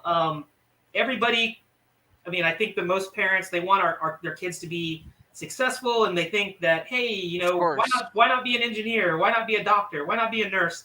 And I think there's like the unspoken pressure to kind of like maybe do that, live up to that, right? And I think that you being the Maverick that you are, and I think is obviously for me, I didn't become a doctor, so I think maybe I'm a little. Wait, you're not? Yeah, I only play one on TV, but I think that it's great when you have because with my parents it was the same way, to have that foundation, that family support, that mechanism that's there to kind of like encourage you to be what to explore what you want to pursue in life, what you want to be as your career. And I think that's great to have that kind of support mechanism. And I completely agree, Roy. Yeah, I know what Jerry's doing right now. As soon as I said 2 more minutes, he's gonna put out a really long ass answer, and hopefully for tracking time. Don't worry, Roy. I see what he's trying to do. There's 10 more seconds. That is not at all what I was doing. Why do you do it all the time then? Because I want to learn about our guests. What do it just happens to be at the tail end of a live drawing. That's all it is. So. Well, of course, I've seen the struggles of my classmates to live up to that, and it was also embedded in me. But I guess the difference between me and some of the people I've met was I always think, why not love the things that you're struggling with? Why not try to figure a way to embed what you love into that struggle? So whenever I got to present an industrial engineering presentation or showcase an electronics project back then, I tried to put art in it. I know some of the professors didn't really like what I came up with, so there's that. Sometimes they'd say, "Oh, that's a little too dramatic," but I kind of think of so as long as I get the grade and I had fun with it, though traumatic fun, then I think it would be somewhat of a success. I'm trying to imagine what your industrial design projects were. You'd be showing like this is my version of a new car concept. Guys, ignore the severed limbs and the axe handles that are coming out of it. Guys. Yep. Yes. Are we done? Down. Yeah. Oh, I'm so you sorry. You just kept talking. I'm so sorry. And I've been told never to interrupt the guest, so I had to keep you talking. Get you. But look at this. Look what you did. Oh my gosh. Is it okay? What are you talking about? Yeah. Is it okay? This is really good. Know. It looks like a finished piece, ink piece. Yeah, I can. Should I put it closer? No, we can see. You can, but we can see it fine. We can see it fine. I love the little bandage. Oh no, I think I was too close. Oh yeah, I was too close. Yeah, leave it where it's at. Just leave it where it is. I'm still waiting on seeing if anyone drew along with us. Doesn't look like it. Maverick, this looks like it could be one of those sketch covers or something that like I don't know if you've seen those Topps Marvel cards. Joe Tolliver was lucky enough to do that too. You could do a whole series of like trading cards that are done in this style, and I'm telling you, they would be. You should use those non-fungible tokens, NFTs. Put them up there. People would be scooping this up. I love it. I'm gonna have to watch it again. Or actually, I didn't get to watch you do the art from blank page to like what we see right here. But I'm sure it's phenomenal to see that. People are yelling at you, Maverick. Do you see it? I'm so sorry, everyone. I'm just really nervous. No need to apologize. That was a home run. Oh my gosh. So let's jump over to another home run. Oh, okay. I like that. Yeah. So I was inspired by your vampire like esque Joker looking drawing, and so I said, why not do vampire Joker? And so this is what happened out of it. I had to crawl into Maverick's head to kind of like pull this out. It definitely creeps me out. So. And I think Batman would be scared of that thing. That's like a bat Joker. Yeah. So fun. So, Rick, you said that no one was able to. Where was Roy? Roy, how come you didn't draw along with us? He was probably busy. Yeah, he's probably getting. I mean, it is a late hour in the Philippines. There's a 12-hour difference, so it's. Just for our audience to know, it's like 2:35 in the morning. Yeah, your parents are even up. Yeah, yeah. There's a little secret there. They're not in the Philippines. Oh no, that's right. I do believe I've seen some updates on Facebook there. Yeah. Yeah, I was joking around with how the Reonicos are basically family with Justin Acosta. They moved to Texas. they're like maybe a few hours But away from. no, but Justin has said apparently they haven't even met yet. Well, I mean, Yeah. Texas is a big state. It's still a big. Yeah. It's still not the other side of the planet, but it is further. But at least they're in the same time zone. So. Okay, Kiarun Strict is giving you both a vote. Thank you so much. Thank you so much. So, that was fun. You're in Dimmitt, Texas. Okay. Yeah. Okay. Yeah. So, and eventually they will meet up. I think that I think the Reonicos in Texas will meet the. Hi, I'm from Texas. Yes. Yeah, that's no. You need to say howdy. Yeah. Howdy. Exactly. All right. So this is where we go into live drawing number 2. Which is affectionately known as the Rick Challenge. It's the co-host challenge, and Rick is the co-host. So here we go. It's going to be a surprise, spontaneous. I don't know what it is. I don't know what it is. It's Yeah, that sounds pretty right, Justin. Yeah. 2,000 Denmarks equals 1 Texas. So funny. But All right. I think then again- Texas is larger than the United States. Oh, Texas. Texas is in the United States. Everything is bigger in Texas. That's what it is. Yeah. Yeah. All right. So let's keep on rolling here. Rick, drop the bomb on us. Tell us what our Drop the bomb. I have no bomb, so this is gonna be perfectly easy for you, Maverick. Because Oh, no. I don't believe because you. because all I actually did was put a few. I just put a few names together here from like a Titan and Attack on Titan. Whoa. The girl from the Ring, Chucky Nosferatu. But that's only the first wheel, of course. I got 2. Okay. He's got Interesting. So I got this here, and then I got the people that might be dressed up like them. 2. Oh no! Here we go. Oh, I got Tom from Tom and Jerry. What? Oh, I got no. Dee Dee from Dexter's Laboratory. I got you. I got Gerald. I got someone named Boa from K-pop. Oh, I don't know that. Okay, we'll delete that one then. Okay. I got Jerry from Tom and Jerry, Bugs Bunny. Okay. Tommy from Rugrats. Okay. I got Rain from K-pop. Okay, I think I know. He these. also was in Ninja Assassin. If you've seen that movie. Yeah, I've seen that. These are tough. Oh, Tommy from I got Rugrats. Snoopy. I also got myself. You mentioned that you're the cause of this, Maverick, by saying we should put Animaniacs, Johnny Bravo, and Mickey Mouse. Okay, so this is really the wheel of mystery. Do you want me to add anything more, Maverick? No. This is deadly. It is. Okay, so let's roll for Gerald first, right? Me? We get our guests go first. Okay. Okay. So let's see. What do I get?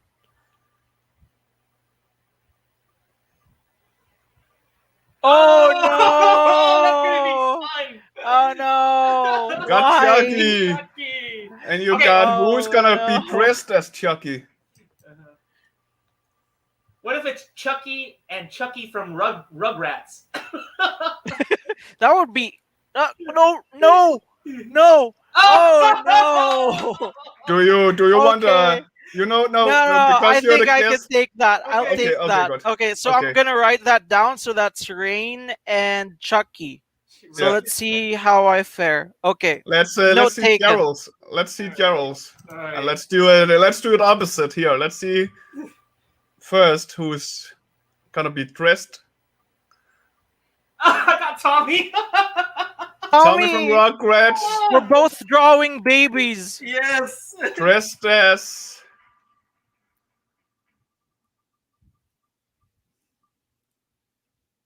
No. He clapped. and there you go. Okay. And for people at home, Okay. I'm just gonna let you see here 2 wheels. You come up with your own mixes that you seem to have. You get the easy part. You get to choose yourself. Okay, so Um, just I got to do Tommy from Okay. Rugrats and Pennywise, right? Is that me? Yeah. yeah. Pennywise. Well, as you can see, the people in the comments love it. It's gonna be crazy. I was hoping you got dressed as Chucky Gerald. That would have been fun. I agree. That would have been funny. All right, so is the clock ticking? I'm gonna let Rick tell us how he came up with this crazy challenge, and he can continue interviewing. So the clock is starting now. Are my cameras still up? Your camera is not up, no. Yeah. We need to. Oh no, I'll right, double check. Okay. But yeah, I just came up with this challenge because I've done them a few times, so I have a few of the easy ones, like the names that I put in, and then I just added a few well-known horror characters. Oh gosh, and you know I hate clowns. I think you rigged it so that I would have to get. I rigged it. You rigged it. Yes, exactly. You rigged it. Definitely. But would you rather have? What would you rather have had though? Like a werewolf Tommy, would that have been easier for you? Probably, or a Frankenstein Tommy would have been fun. But you know what? Yeah. It's not about what I want. You know, maybe next time Maverick comes in as a guest, yeah, you get what you want. I have to roll with it. And look here. I'm still I got phone. Okay, go ahead. I got the Reonico parents' approval of the idea and the concept, so I'm glad. I'm happy. You got the parental endorsement. Yeah. Maverick, take your time. Go ahead and we'll wait. Of course. Thank you. Rick, you should rename this segment as "How to Destroy Your Childhood Challenge." Exactly. That's exactly it. And yes, Stan, it's technically a Rick roll. Okay, I just have to reconnect. Just checking on my it's okay. the link. I'll just. But yeah, the comments really liked the whole thing. Marciano goes Ninja Assassin. Let's go. Please not be Chucky, my childhood nightmare. And then it lands on Chucky, and he is like,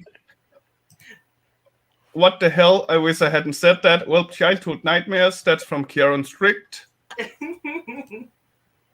Well, we aim to please here, Kieran. So.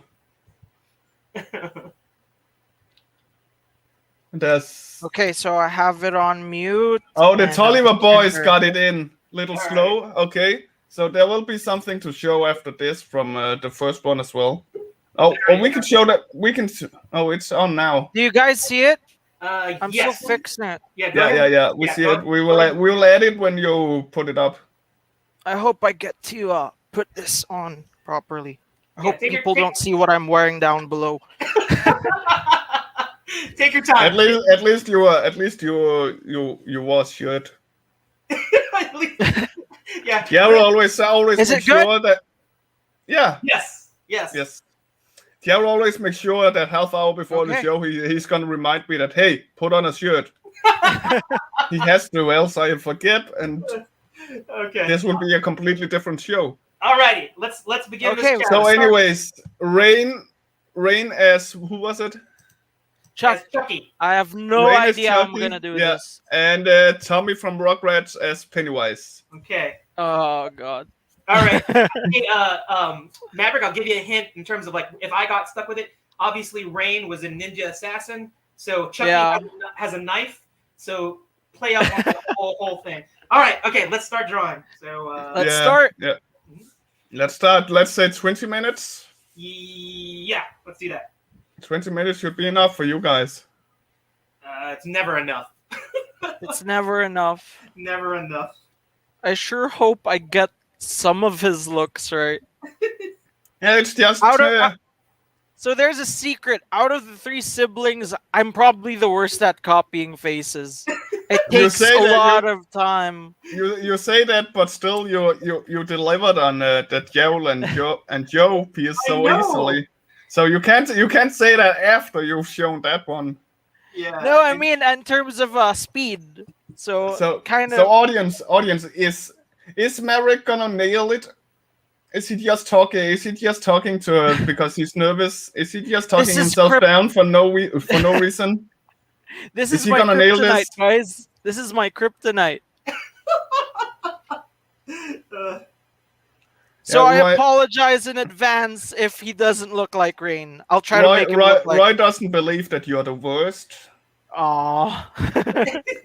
Thank you, but I don't believe myself either. No, but we believe in you, Maverick. So and you can't let us down. No pressure. I'll do my best. Isn't that's normally how I push myself off? Is that I can put myself down, but not the fans not the people that want to see my art. I can't put them down, right? Mhm. Yeah, of course. So who's your favorite horror character of all times, and why? Me? Yeah, yeah. I'm not gonna ask. I'm not gonna ask He doesn't Gerald. care. He doesn't care about. No, I don't care about him. Who's that Gerald guy? Yeah, he's just the host. I'm asking the guest. That's a hard question to answer, but my easy choices would be either the Predator or the Xenomorph. Oh yeah. Oh yeah. Good choices. Those guys I should have added the Predator in this. Could you have imagined Tommy from Rugrats as the Predator? Yeah. That would have been brilliant. Guys, I think my connection keeps going off with the phone. It's frozen right now on this. Just keep on drawing. We'll Just keep on drawing, yeah, and then Got it. we'll see it at the end, and you'll just show it on the webcam. Got it. That just means that we'll have to look a little closer on what Gerald is creating. No, that means you can. Remember, audience, if you got any questions, let us know. I will gladly ask them. If they're PG, of course. Speaking of Maverick, are you like me? You do your interviews the best without pants? Without my pants? That's a secret. Okay. Yeah. So that's a yes. But I have succeeded at school without my pants, so there's that. He did graduate. Yeah, I did graduate with all of this nightmarish situations without my pants on sometimes. I am so curious to see what some of your industrial design pitches must have looked Joe asks why I'm here. I'm here to make everybody uncomfortable and have fun. Yeah, Marius, you need to stop streaming. Maverick's slacking. It's his time to have the internet. That's Roy's comment. I think the phone died, so that's the sad part. Oh no! I had it charged, but it's like the camera was taking too much of the charge. It slowed down. It takes a lot, and that's also why Joel have started closing it down in between. Normally, he also had it running all the time. I tell right, you, Joel? Yeah, Maverick. Why don't you go ahead and charge it up so that go ahead and disconnect it. We'll add a little bit extra time. Okay. Will we now, Joel? Well, I want people to see. No, I think his live. I think you should put down the pencils as long as Maverick isn't. Okay, I'll put it down. Yeah, Wait, yeah. Let me check. Yeah. So I'll just unplug it here. It's unplugged, and you will all see. I'll just slowly move to the side. This is cramped here. Yeah, it's okay. So can you answer? You can talk while you work, right? Yeah, I can. So you speak. So you spoke about your easy answer with your horror characters. Which one which horror character as a kid put the most fear in you? Then there's got to be one. As a kid, it's not a horror character. You guys would be surprised. It would be E.T. What? Oh yeah, okay. I kind of get that. I got really scared with that thing. I know it's an adventure flick and it's a classic. Isn't E.T. a horror flick? I always thought it was. He wanted to put his finger up in everybody. Oh, that's so funny. All right, so we have it charged up. We can go back. Yeah, we'll go back and look at it. You can just put your art piece up to the camera while later on. Hopefully, we'll have enough juice to show the third live drawing challenge. So go ahead and proceed with your line of questioning there, Rick. Why, thank you. I will. Yeah, I get the ET part actually. I mean, for me, he was only creepy when he was all white and more sick. Like that that creeped me out as far as I remember. My And personal, his voice. yeah, that's true. And when he was dressed up as an old lady, oh, Yeah. you should. I should pay you to draw a creepy ET. Creepy ET. Yeah, That would be a challenge because he's already creepy. no, just more creepy then, like taking over the world kind of ET. Oh, and with all the blood and guts, right? Yeah. Uh, So I'd ruin a lot of people's childhood. that's okay. That's why we're here. So my I have a sincere phobia of clowns. That's why I couldn't even look at your clown piece for like more than a few seconds. I woke up when I was around 5 years old Yeah. to clown music coming from the television. My mom had fallen asleep in the living room, and there was this cute clown with cute clown music on the TV. So I sat down, and my mom said all she remembers is that he woke up by me screaming my throat out. And even worse, my father decided he wanted to take me to a circus that weekend. Oh no. And there was clowns, and he had to pull me out of the circus.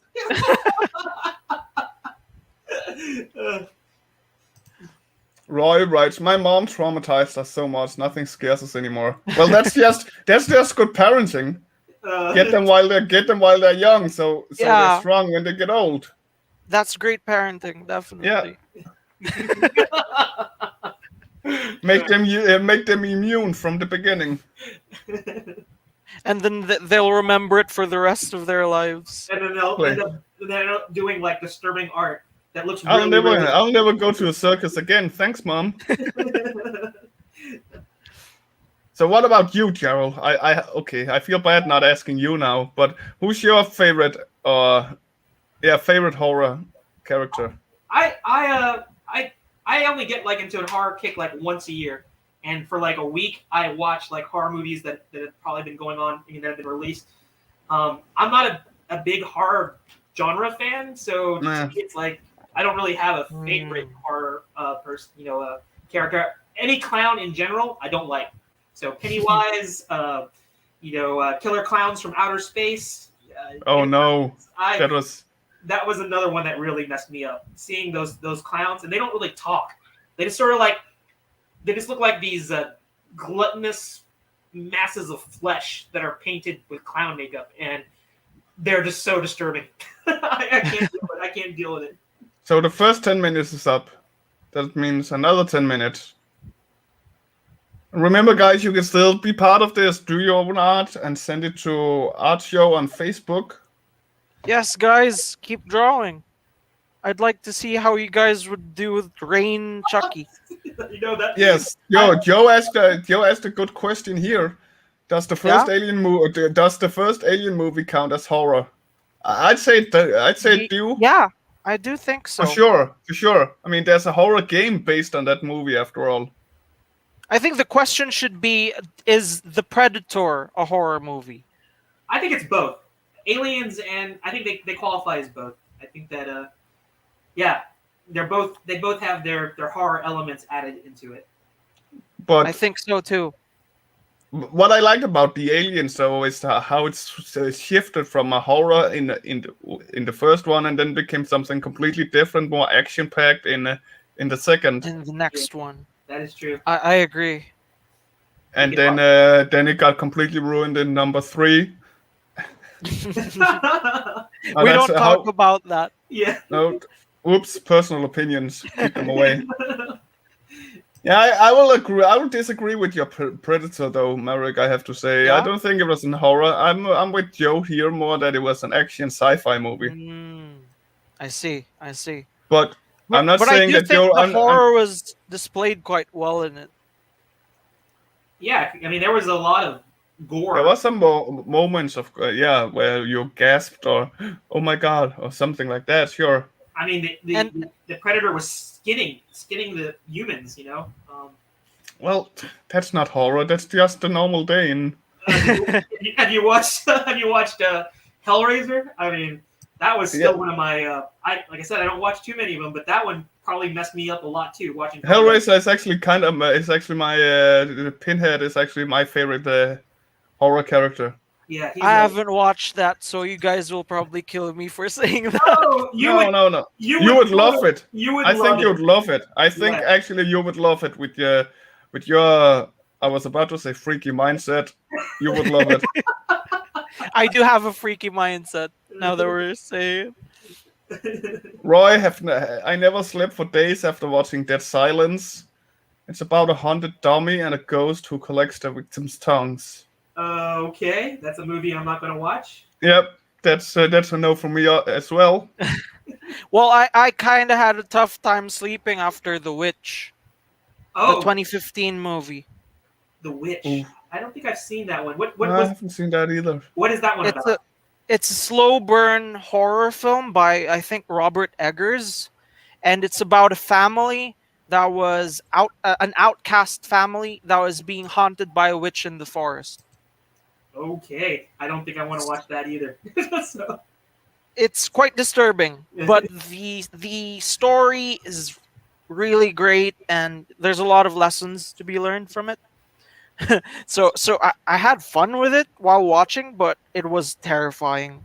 I think that's kind of like how I feel about A Quiet Place. I absolutely love that movie for the story, in it, hmm and it was just intense. The whole silence of it all. It made he did really good. I liked it I better agree. than Bird Box. Did you watch Bird Box? Oh yeah, No. I'm not a fan of that one. I just thought that Sandra Bullock's character. I understand why she wanted to not name her kids because she didn't want to get attached to them, but it's just sounded. She just made me not like her. Like it's. Yeah, I appreciated what she was trying to do, but it just made me feel like you push away the ones you love, and in that kind of world, you gotta like keep the ones that you love as close as possible and make as much memories and time, spend time with them. And exactly. she just, yeah, I could kind of see what she was doing, but I kind of didn't like it at the same time. Yo got a good one here. The biggest I can't sleep knowing the horror that they're making Top Gun 2. I must agree. When I saw that first trailer, I was like, why? Why? Oh no, remakes. Yeah. Too many remakes Well, Okay, and and Kieran. sequels. yeah. I'm probably pushing that name. Kieran Strict. Silent Hill. Anyone? Silent Hill. Yeah, I thank love you. Silent Hill. I love the game. I didn't Oh, not see the really. movie. I Not the didn't really movie. see the movie. I'm not big into horror movies at all, but you're here, so we have to talk about it because that's what you like. And then a question, which we was a bit into, but I guess he wants a more definite answer. Your Yeah? top 3 best horror movies of all times that you've watched, Hmm. and that's for all What? 3 of us. Who? Maverick, you go first. Top 3. That's a Horror really tough one. Well, The Witch is probably top 1 or 2. I Okay. think so. Mhm. And then Predator, somewhere there. Because he thinks Not it's a sure. horror movie. Yeah. Because of how excellent the pacing was done. Yeah. And Agreed. whether or not it was a horror movie, I consider it as one. Uh-huh. So there's that. And then I keep forgetting the other one. Hereditary. Oh, I have not seen That's that. Marshawn just brought it up as well. What about the Hereditary? I haven't seen that either. Yeah, Hereditary. So that's your 3 good ones, good choices. I guess I haven't seen 2 of them, but Well, you have to be prepared to keep closing your eyes with Hereditary and The Witch. I'll have a pillow ready. What about you, Gerald? Your top 3. You go first. How about that? Okay. Well, I have to say it because of the fear it put in me that makes me still have a phobia for clowns. So that has to be the original It. That is, Mm-hmm. and the second one. Yeah, I have to say A Quiet Place, Hmm. and the last one, Alien. Yeah, I have to agree Really with you good on that choices. one. Alien. Really great Jared choice. just wanted me to go first, so he had more options to options. So I'm gonna say I like Rick's list. That's my Yeah, I like a perfect mix of Maverick and Rick's. Yeah, that's what I was gonna say. Yeah, exactly. I'm gonna say that I also liked, and I watched this at the worst possible time. Have you ever watched the Final Destination movies? Have you? Oh yeah. Oh, not the full extent of them. I just few watch there. compilations. Yeah, because I'm gonna. It's fun. Here's a pro tip: don't watch that movie when you're gonna go on a airplane ride. If you're gonna do any type of traveling, don't True. watch a Final Destination movie. No, every time I'm on a freeway now, and we get stuck behind a big truck with the tree logs. I'm like, oh no. It's Final Destination. Yeah. Oh no. This is it. This is the end. Yeah. I thought those were they were just kind of creepy movies because they weren't like, it wasn't like a Freddy Krueger that was coming after them. It was like death, in the form of and I have to say that to me the best horror movies are the ones that I get really freaked out at are more of the supernatural ones, the ones that are kind of like bordering on, maybe it's could be like an exorcism or like some sort of religious connotation to it, things like that. The fantastic stuff, the hack and slash, I think those get kind of derivative and kind of overplayed. But the ones that have like, they can put into like some sort of history or religion or some sort of haunting that has to do with something that's like a house or a location that you can kind of visit, a castle or an old haunted house. That makes it creepy to me. That makes me It's something you can relate to. Yeah. You know what I find funny? What's that? The Exorcist hasn't even been mentioned in this conversation at all. I said the Exorcist. I said exorcisms. I didn't say The Exorcist, but Yeah. But that was remind me the movie that a lot of people say that's the most biggest horror movie ever. We didn't even mention that at all. Exactly. Maybe it's because I want to avoid it. I don't want to think about it. So. Oh, I can't wait to show you what's popping up on Art Show now. Logan Tolliver is just amazing. Yeah, hi Logan, I see you. All right, Rick, how much time do we got? For 3 minutes. 3 minutes. Okay, good. Why does time feel slow? All of a sudden. Well, wouldn't you like it to feel slow when you're drawing? I feel like I'm not. This is like not that good. No, spoiling. Okay. Not that good. Well, you said that about the Joker, and you were wrong there. So. And I have to say, Marshawn is really in love with your Tommy It. Yes, that's so lovely. Good. It's really good. And I did see someone else also go. I think it was Kieran. I'm butchering your name, Kieran. I'm sorry. Guy is actually just Kurt. I think that's his custom name. That's a friend of mine. Just call him Kurt. Okay, I'll call him Kurt. Kurt Strict. Oh, he also said, what about a Wrong Turn and Amityville? Oh, yeah. Oh, no. Wrong Turn. Not a fan. Too much. Too much. A film that I think that might like suit your art style is what is it? The Hills Have Eyes. Have you heard of that one? I've heard of it. Yeah. I haven't watched it. That seems like something that might fit your kind of gore and like style, things like that. Logan loves your Tommy Wise as well, and if you get complimented by Logan, you've succeeded in this world. Yeah, because Logan is amazing. Yeah, pencils down. Pencils down. You don't need to work anymore. Yeah, I think that actually, were you guys fans of the Rugrats? I mean, I still have that theme song playing in my head. I was forced to be because I was I was teenager at that time when it was popular. My brother loved it so much. He watched it on repeat. That I was always almost like, when you've just seen it too much, you're like, no. Why do we have to do this? Again. I tried to hide his DVDs with the Rugrats, and never worked. He always found them. Well, I think with Rick, he was living Rugrats with his brother. He was living the animated series. No, I was so big. I was so big and older than him that if he complained, I could smack him around. No, I didn't. I didn't smack my brothers around. No, he just body slammed them and did wrestling. Yeah. He just practiced his wrestling moves on them. RKO. Yeah. So your parents is asking, should we feed Tommy Pennywise a bottle of milk or a bottle of blood?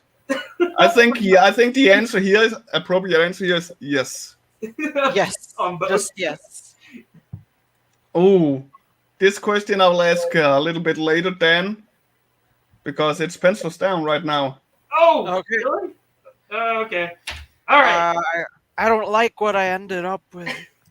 Let's see. Let's see it. Put it up to the screen. Oh, I think. Oh. I like it. I don't think he looks like him. Oh, I can see. I can see. It looks like rain for sure. I like how you put the stripes in there too, to kind of like the overalls and the stripes, and I like the little flowers that you put in there too. I tried to make him smile, but Rain doesn't look like he's smiling in the Ninja Assassin series. I don't think Rain can smile. I have not seen a picture of Rain smiling ever. Oh, you should see him in the I'm trying to remember who Rain was in K-pop. Did he do any JYP stuff? He did. The only thing I got by finding K-pop names was Google it, famous K-pop names, and I just took a few. Yeah. Everybody loves it, Maverick. So you need to stop criticizing yourself so much. I know it looks phenomenal. I think, and you actually got a really difficult one because Rain is like a person, so it's not like I got the easier one. You can do Tommy like any other way, but you have to do a likeness. Oh, I guess I'm on screen. I love that. This Tommy. is really good. I love it. I think this is one of your most creative ones so far, Gerald. I got to hand it to you. Oh, thank you. I thought it was fun because I remember the balloon that Pennywise always had, and it was one of those things. Is like Tommy always has those playroom balls that he's like can mess around with. So I thought, why not put him on top of a balloon? That's perfect. It's absolutely perfect. Yeah, but it was a good. I think you should color that, Gerald. Oh yeah, for sure. Well, we'll all do that, and we'll have a. Did anybody from our audience? I just wanted to say you got the approval of the Reonico parents, so you both did good. Thank you so everybody much. Everybody loves it, both of them. Even Justin. Oh, thank you, Justin. So let's go with the first one here. This is from the one, the only, the best Tolliver in the world, Logan Tolliver, Zombie Bugs Bunny. Oh, that looks so cool. That is really good.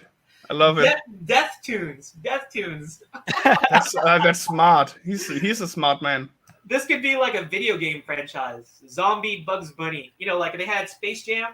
We could have we could a horror theme. Right. It could be the living dead tunes. I think that would have been really cool.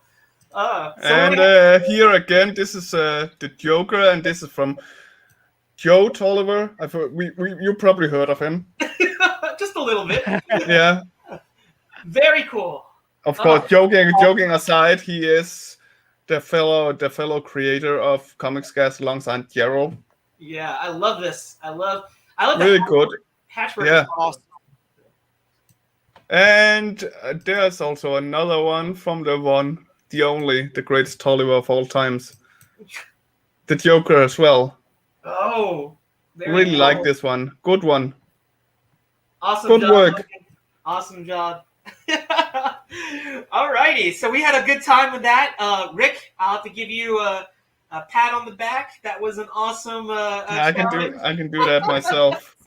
Had a good time with it. I had to tell you, Maverick, you had a difficult one. I think you lagged out a little bit there, Gerald. I did luck out. I usually get the short end of the stick, and you got a really difficult challenge, and you No, you lagged out. Your screen froze. Oh, I can see Gerald. No, it froze for a second. I didn't hear when you started talking, which was nice. I like the silence, but okay. Anyway, let's go back to like. But yeah, I really like this one. Whenever I see a Gerald freaking out for my challenges, I know I've done right. All right. Oh, but Sean noticed my background. Yeah. Yeah. That's. I think the only thing that could top that is if you made me into a clown and put you in your backdrop. That would have been fun. I'm never gonna do that. I feel you're clowning off enough. That's exactly right. All right, so let's go to our last drawing challenge, which is going to be if you're not going to have a nightmare from seeing some of the other stuff, you're going to see some nightmares tonight because you're going to see this. The Harvester of Souls. Oh my gosh, the Harvester of Souls. Oh my gosh, the name alone is gonna strike some fear in your heart and make you just want to cower in the corner of your bedroom because you don't want to close your eyes. But yeah, so this is what we're gonna be drawing. If you're in the audience and you want to draw along with us, do a screen capture right now. Because this is going to be a challenge. If you keep it, if you don't completely remove it, I will pop it up now and again while we talk. Do a screen capture, Rick, because way my camera works is that I have to unshare to be able to. The way my account works. Yeah, the way this whole thing works. But anyway, let me know when you've done the screen capture, and then I'm gonna exit it. I'm gonna try, but my screen capture button don't want to work. Fuck. I mean fork. Like a knife and fork. Keep it PG. Keep it PG. All right. That's what I did. I'll show it again a little later on. No, I saved it. I saved it now. Oh, you got it. Great. Yeah. Great. Okay. All right. So I'm gonna remove this, and I'm gonna add my art cam back, and I'll try to fix mine. Yes, go ahead and see if you have enough juice to add yours. So we'll wait a little bit and see if you can got it. Philippines time check apparently from Dan 3 a.m. 3 a.m. Okay. Yeah, you're up late. Okay, I'll check. Early. Oh no, I won't remove my headset. Yeah. And Joe Tolliver, that's some scary. Some scary poop. Some very scary poop. Scary poop. Yeah. Indeed. So Rick, how are you doing? Yeah, I actually this is a question from the comments section towards our audience. So audience, please consider this. This question will also be put up on the Comics Cast later on, surely. Mm-hmm. Who would want a let it out art book of all Gerald's sketches from the live shows? I know I wouldn't want it. No, Who would want that? You already have it. I know. I know I would. Well, that would mean that I can send one to Rick, and Rick would be the only person. You'd have something that was completely not valuable because it's just my artwork for you. I would just give it to you, Rick. So, but anyway, then I don't want it.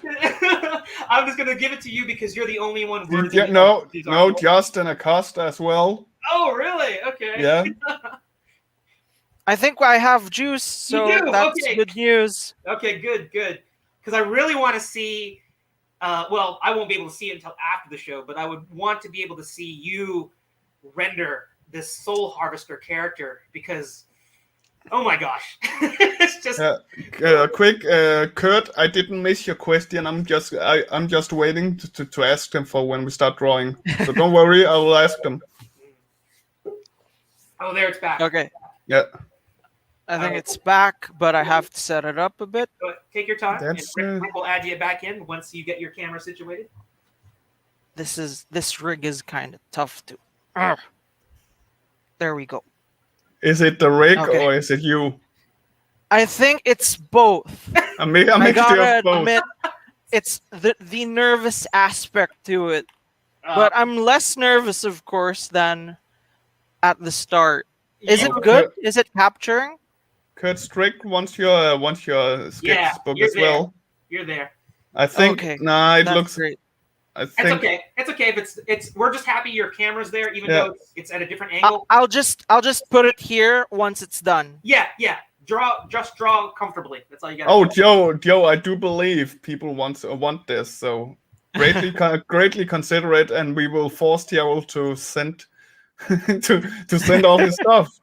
Okay. Whether he wants to or not, he's getting his own art book. Okay. All right. Yeah. So are we going to start? Yeah. Let's start. because We I are want going. to- Let's wait to now because now it's exactly 10 past.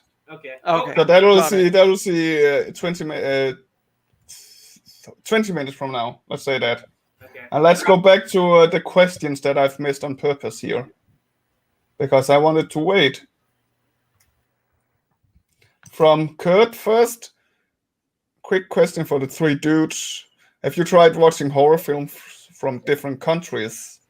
Oh yeah, I'm a big fan of K-pop and Japanese Korean horror. movie are just Yeah. they're next level. They're so. I Crazy. think I saw the original The Ring, and not the American version. I believe. I think those are better. Yeah. And then all Swedish movies are horrific. So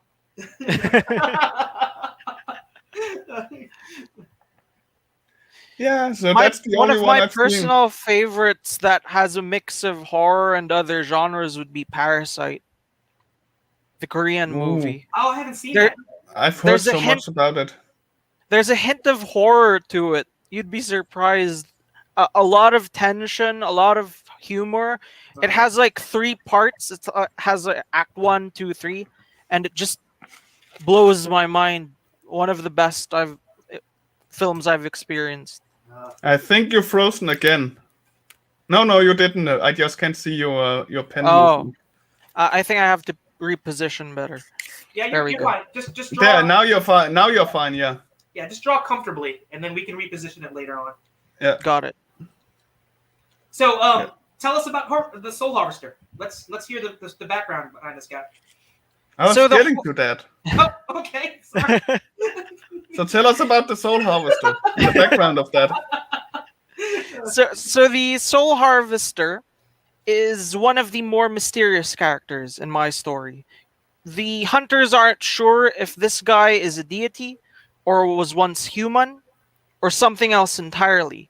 But one thing is for sure, this is one of the most feared beings in the realm.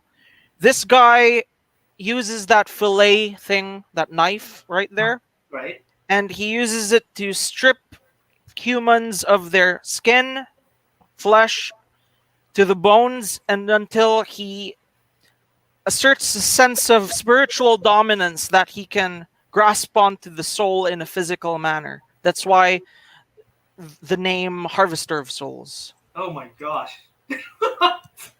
I'm not sleeping tonight. Just crazy. And this creature has different understanding of physics and logic and how the real world functions. So the height, the size is questionable. It can range from just 7 foot tall to 30 foot tall, something like that. Justin, Joe is getting worried about you, Maverick, and tells you to start watching some light and friendly Disney animated films. I think I've watched too many of those when I was little. I have to agree with Joe. You're watching too much horror, too much scary stuff. Watch some Disney. Watch some Pixar. Watch some happy stuff. Well, I could always watch an MCU movie to have a necessary amount of jokes. So there's that. Oh, try and shake your paper a little bit more, Gerald. I'm sorry. Because no, it was because your new camera makes it like 3-dimensional for a second when you do it. Oh, okay, I thought you were telling because No, it was a good thing. So if you just shake it like a little bit back and forth, it has like a 3D effect on it. I think Rick just wants to see me shake it. No. No. Oh no. See that will be my #1 horror movie right there. The secrets are unfolding. Yeah. So like you said, this is like the most feared being in your universe. Just one of the most feared beings. Okay. So he's like the. He's not like I'm trying to think in the MCU. They haven't really explored horror yet, and I guess we can get on the pop culture thing. I think the. It reminds me of Sass a little bit, just more twisted, like Sass from Batman's. Yeah, I guess he just needs the tattoos and stuff like Yeah. that. But I guess we can talk about some. I think Marvel is exploring horror too. I think the new Doctor Strange Scarlet Witch movie is going to explore. I mean, most of the movies is horrific. So that one's for you. That one's for you, Joe. That's one for you. Oh yeah. He was waiting. I just tossed that up so Rick can like hit it out of the park in terms of stuff. I have to agree with Rick on that one. Oh, so you both aren't fans of any of the Marvel? Are you talking about the Marvel TV series? I'm a fan of a lot of what Marvel has done, but when it comes to the holistic nature of their series, not really. Oh yeah, okay. You're talking about the TV, the way the TV series is. But the movies... No, even the movies. I'm not a fan of everything.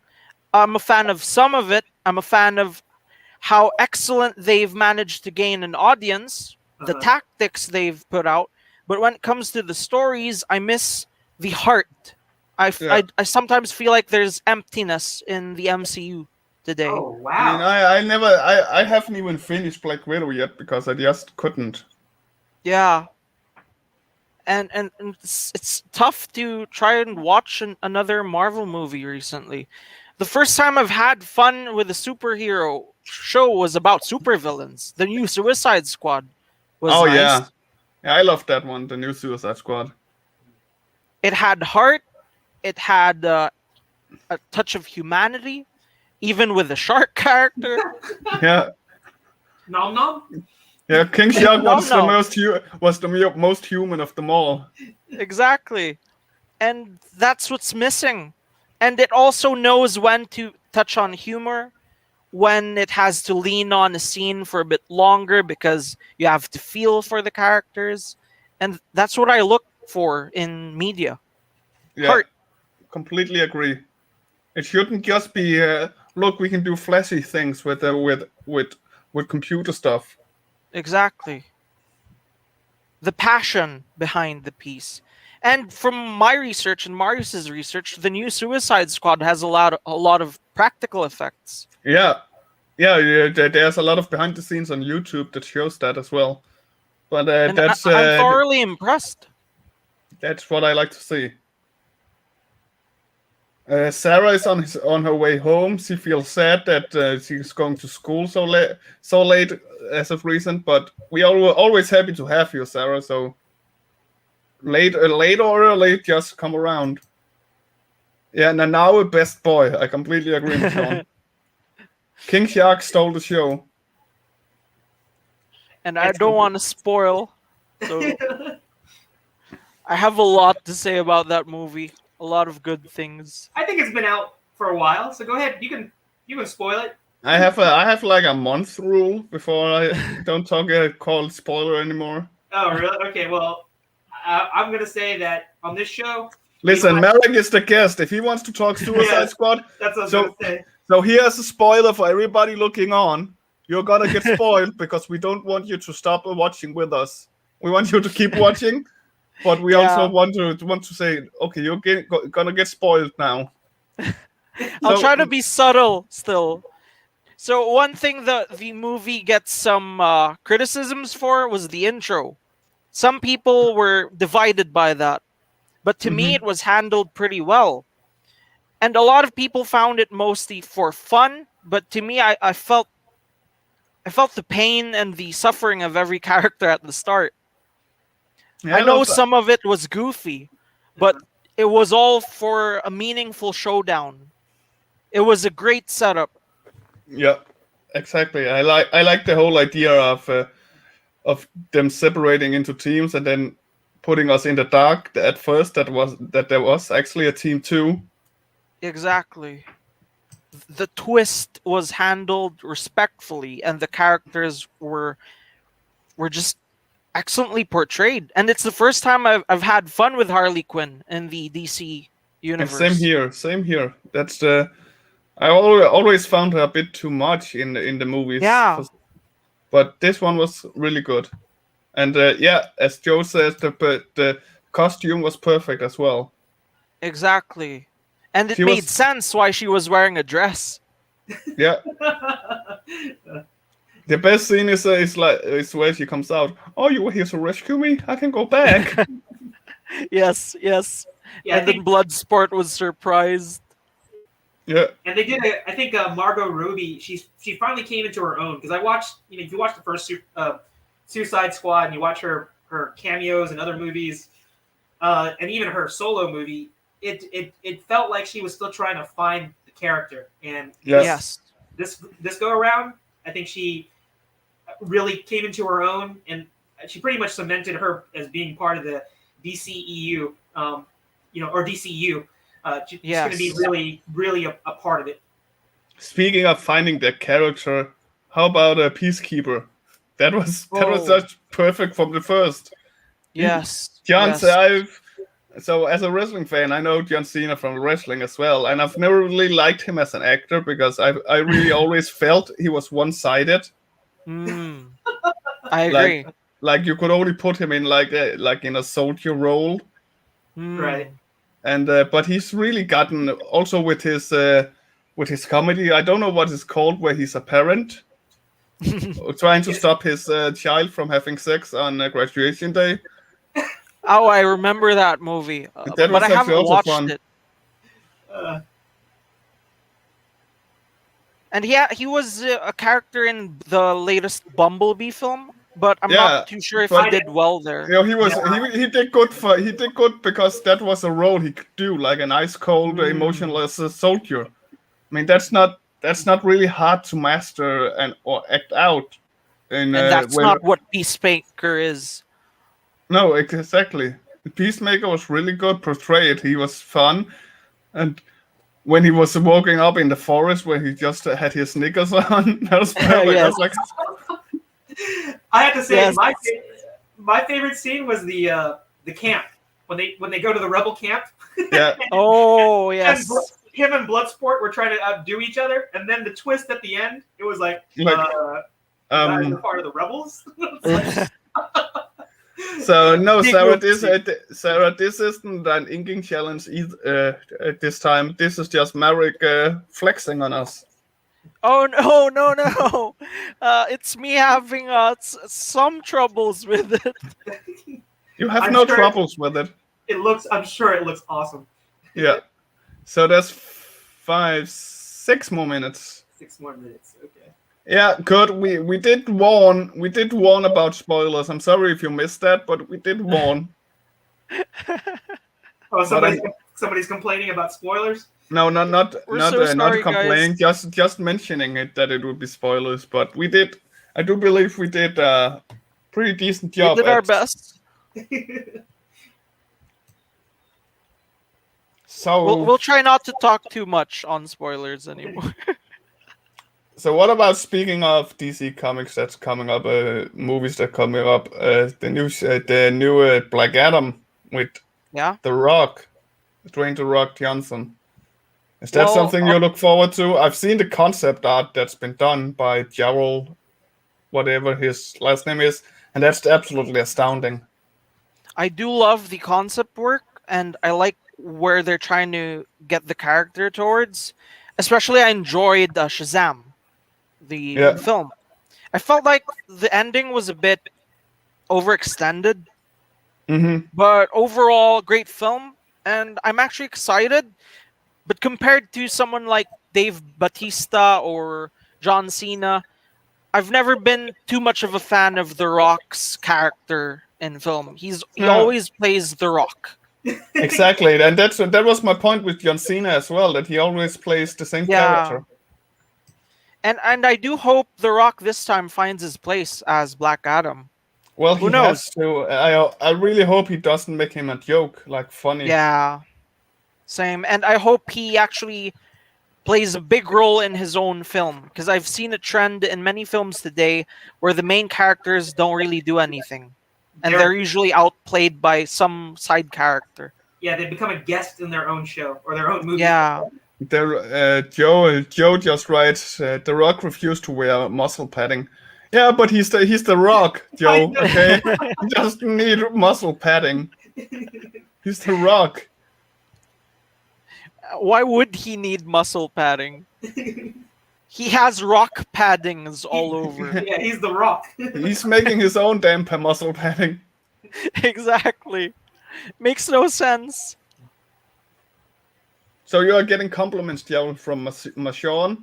Is doing a pretty Joe is doing a pretty awesome version of the Harvester, and then Smiley with hard eyes. No, I never associate a smiley or a heart with a soul harvester. but I think it was the art that was. Okay, I get it.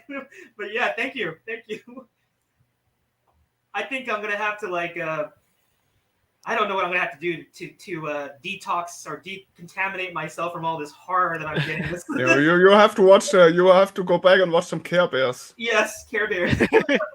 Care Bears and My Little Pony. Or some Barney the Dinosaur. I love you. You love me. We're a happy family. Yeah. See, you could probably make that into a horrific gore scene as well, Maverick. He probably could. Probably. I'm sometimes thinking of turning SpongeBob into a horror. I don't know. I think people have done that. But in a different way, for sure. Yeah.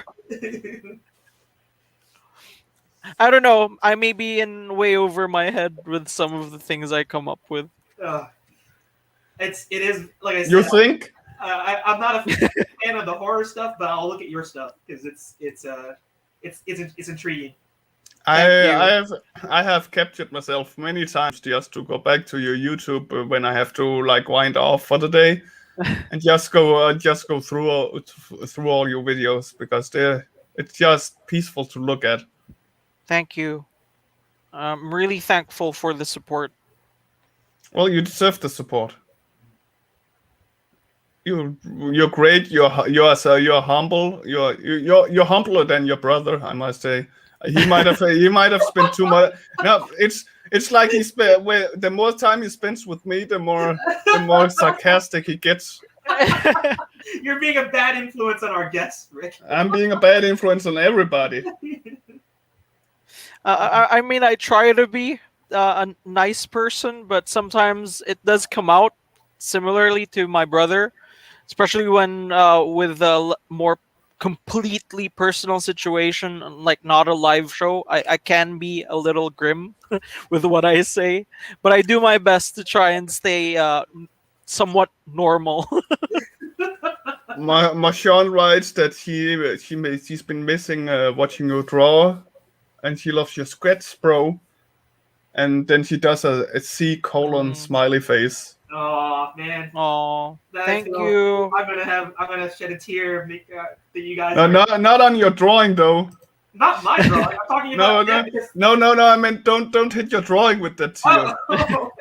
Because I have to say that I got the impression that Marius, Maverick, and Marshawn are just really, really close. And when to hear that Marshawn is in Texas and Maverick and Marius are in the Philippines, I mean, that's got to be tough. Just to your sibling is so far away, and parents too.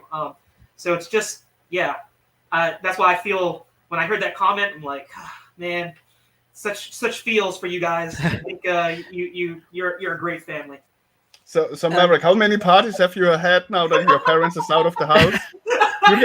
It's between us. It's between us. You can tell me. You want me to be completely honest, Rick? Yeah, I'm guessing 0. 0. Yeah. Really 0.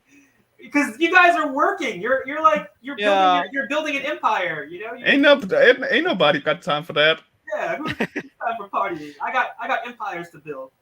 Yeah. But I do plan to meet up with friends sometime, but because of all of the quarantines here, not Yeah. yet. I don't think it's that possible. I was so ready for you to have said I do plan to meet up with friends, but first off I got to find some.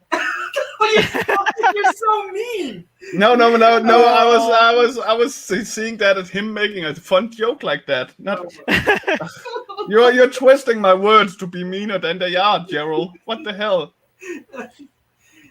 And to keep it real too, in the Philippines, COVID is handled like in America. In some cities, yeah, it's like lockdown. Everybody looks at you kind of crazy if you don't have any type of mask or whatever. In the Philippines, I've seen some crazy stuff where officials or people that are enforcing the mask mandates, they come up with tape measures, and you can be triple masked with a visor on. They still come up to you and say you're 5 feet 11 inches apart. You need to be 6 feet apart, or we're gonna take you in, type stuff. And they just instantly mace you and say you did it wrong. Yeah, it's just crazy. And I definitely feel for the Philippines. I hope that the COVID lockdowns will go away and you guys can resume some sort of normalcy. But it's tough. It's tough. Definitely. And I'm fine with some of the regulations. What I don't find completely compelling is the inconsistencies of the implementation. Some stores are fine with the proper face shield and all. Some are just crazy. I don't want to get into it much, but things do get crazy, of course. I completely agree. So, guess what time it is? Miller time. Are we done? Yeah, we're done. You can have a Miller. You can have a Miller after. This is a PG show, Gerald. Okay. Gerald, stop! I can see your screen. Stop. Gerald. Okay. Okay. I stopped. Look at what Maverick did. Oh my gosh. I'm nervous, guys. I don't think I can do this, guys. I can remember, and then you pull out this. I think. Yeah. You need to stop, Maverick. You need to believe in yourself. Yeah, this is incredible. This is really good. Oh, it became non-blurry now, so we can see it really well. Really good stuff. I like. Oh, can we? Yeah. I love the dimension, like how you made his lower jaw. Like it has such depth. I mean, it's creepy as heck, but it's like you can see the way the teeth and the lower jaw. It's so three-dimensional. And yeah, it's gonna freak me out. I can't. It looks like he's gonna pop off the page and like harvest my soul. So, this is really cool. All right, what do you think, Maverick? Did I do the Soul Harvester justice?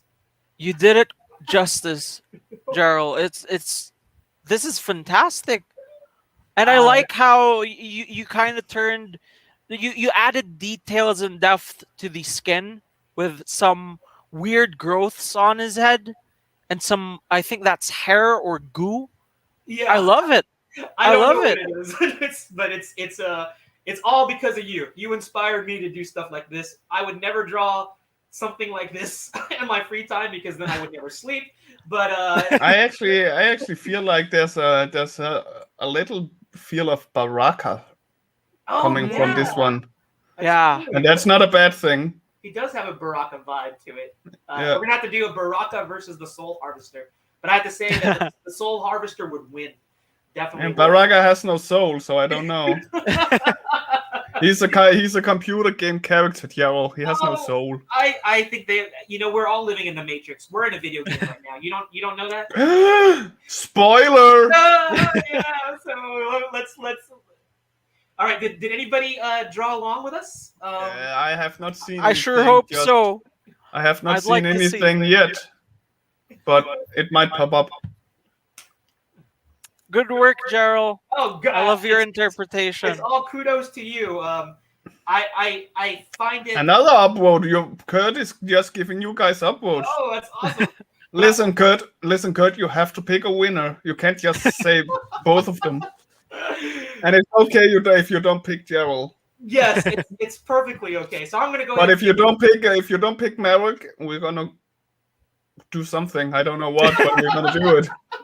I didn't know Rick could be so scary when he stares into the camera like that. I know. I was already getting freaked out there. So- My blank stares into the camera. Yeah.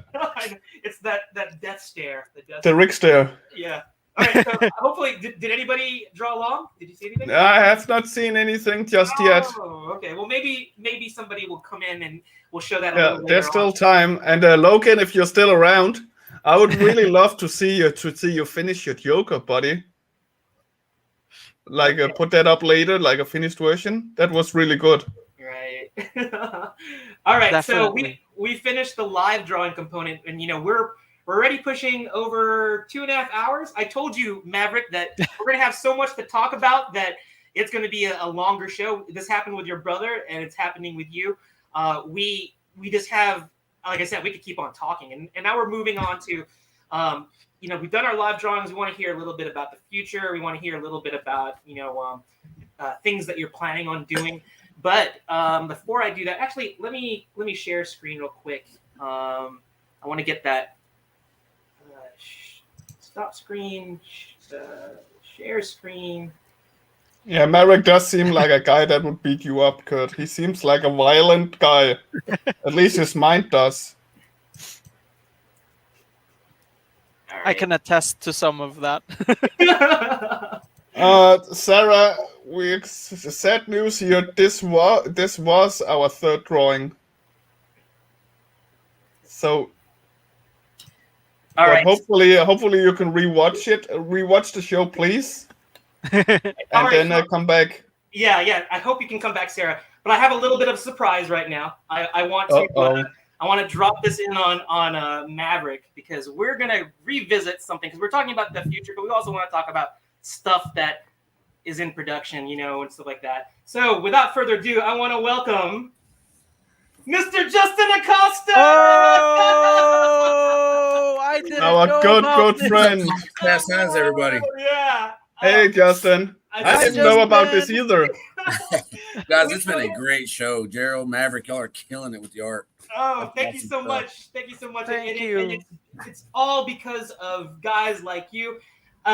Justin is showing. This is. I don't think Maverick has even seen this. This is the printed copy of the. I haven't seen it. Of the handbook. Let's solo it out for a second, shall we? Yeah. Look at that. That's so cool. That looks so good. Oh, it's beautiful, guys. Everything's perfect. Everything is perfect. One of the first things I realized when Marius told me about Maverick, and then found out about Marshawn later, but I just felt like I was going to be underusing Maverick, because I was like, man, he needs to be doing covers, he needs to be doing sequential art. So when I, asked him about the handbook, I was so worried that I wasn't going to be using him to his full potential. But he just took it on head on, took it so serious, believed in the idea, just like Marius does with Boar-Bane, and Maverick believed in the handbook, and he went so above and beyond everything that I'd asked him to do. And it's just a beautiful work of art that I'm holding in my hands, and I could be more proud of it. And Maverick, thank you so much for delivering it perfectly. Yeah. And Thank you so much, sir. It's going to get bigger. We're going to, hopefully the handbook will be something that's ongoing, and we're constantly going to add to it with each issue of Boar-Bane, and we'll do a reprint of this, and hopefully it's 100 pages long by that time. Oh my gosh. That would be badass. Also, I have to do a special shout out to the kid behind you. Hello, we did see you. Hi. So, hey, It's Justin Jr. That's what's his name? I forgot. It starts with an A. Ozzy. Yes. Yeah, Ozzy. there we go. Yeah. And I want to thank Justin for dropping by. I talked to him. I said, I almost spoiled it because I was talking to Justin. You did? Well, because we were doing the pre-show. We were getting ready for the pre-show, and I was talking to Maverick about what we were going to be doing. And I had Justin's chat message, and I had Maverick's right beside it. And I was going back and forth, and I asked, I said, hey, Maverick, do you think we can show the handbook, the stuff that you're doing for Justin? And he said, yes, sure. And being a professional, just like his brother, like the Reonicos are, he said, let me ask Justin first. And I said, oh, absolutely. You know, we need to get permission from Justin no matter what, but I would love to be able to showcase it. And the 12-hour time difference was there, but it's like he was able to get me a response. Again, he reached out to Justin, and then Maverick came back to me and says, I got Justin's blessing. And I go, wow, that was fast. You know, the Reonicos get next to, on Justin's phone, he has like mom, his wife, his daughters, and then he has the Reonicos. It's like if there's a notification alert, it's like bam. And I like to think that Gerald, Rick, Comics Cast, Joe Tolliver, we might be somewhere down the list there. But oh yeah, I like that you put Joe to side. Put the first down. Well, that's what's awesome is because, you know, of course y'all know Marius, and I used him over and over again, and then he started sharing Maverick's Instagram page. And I finally messaged Marius, said, who is this guy with the same last name as you? He's like, yes, my brother. So I think the term is they're two different sides of the same coin.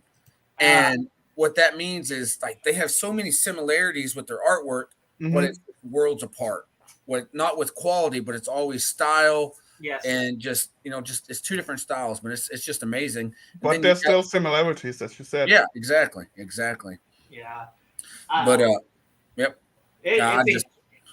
It's incredible. Yeah, you got a good team here. I'm just looking forward to seeing more of Marchon's work now.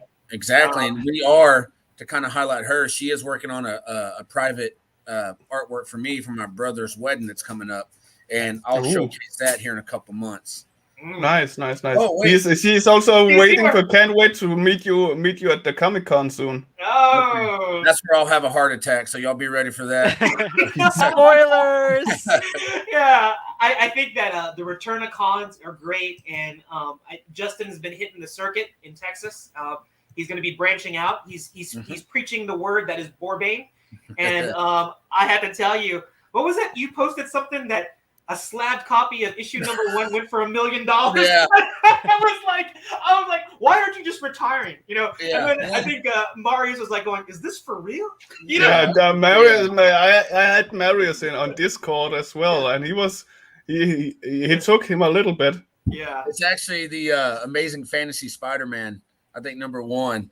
So I had a buddy, we photoshopped it just to kind of, and then I had so many people believe it, and I was like, nobody got the joke, but I was like, wait a minute, that's a good thing. Yeah, that's a good thing that people actually could believe it. They believed it. They believed that Boar-Bane with the Reonico brothers behind, with you, putting out this high. So now Justin is like, damn, we're selling this for way too low. Well, that's what I was saying. It was just trying to sell comics. Everybody's going to try to grab that Boar-Bane number 1, and you go ahead and buy 4 or 5 of them. Yeah. But to kind of hit on what you're saying about his professionalism, and him and Marius both have it, and it's actually something. The way they handle customers is something that I've evolved over into my body shop business, because each artwork that they do, they treat it like it's going to be the only one they do for the rest of their life. And I have to use that for my customers too, because yes, I fix hundreds of cars a month, but for each customer, it's the first time being there. Yeah, they have to. The customer has to feel like you're taking extra care of them, and I really like that both from Maverick and Marius as well. That the attention they put into each customer. Yeah, I think that just speaks volumes for both of them, and you got something special with your Reonico brothers and Maverick. I mean, I'm gonna go through these real quick because I want Justin. I mean, Justin's obviously seen these, and he has the printed copy.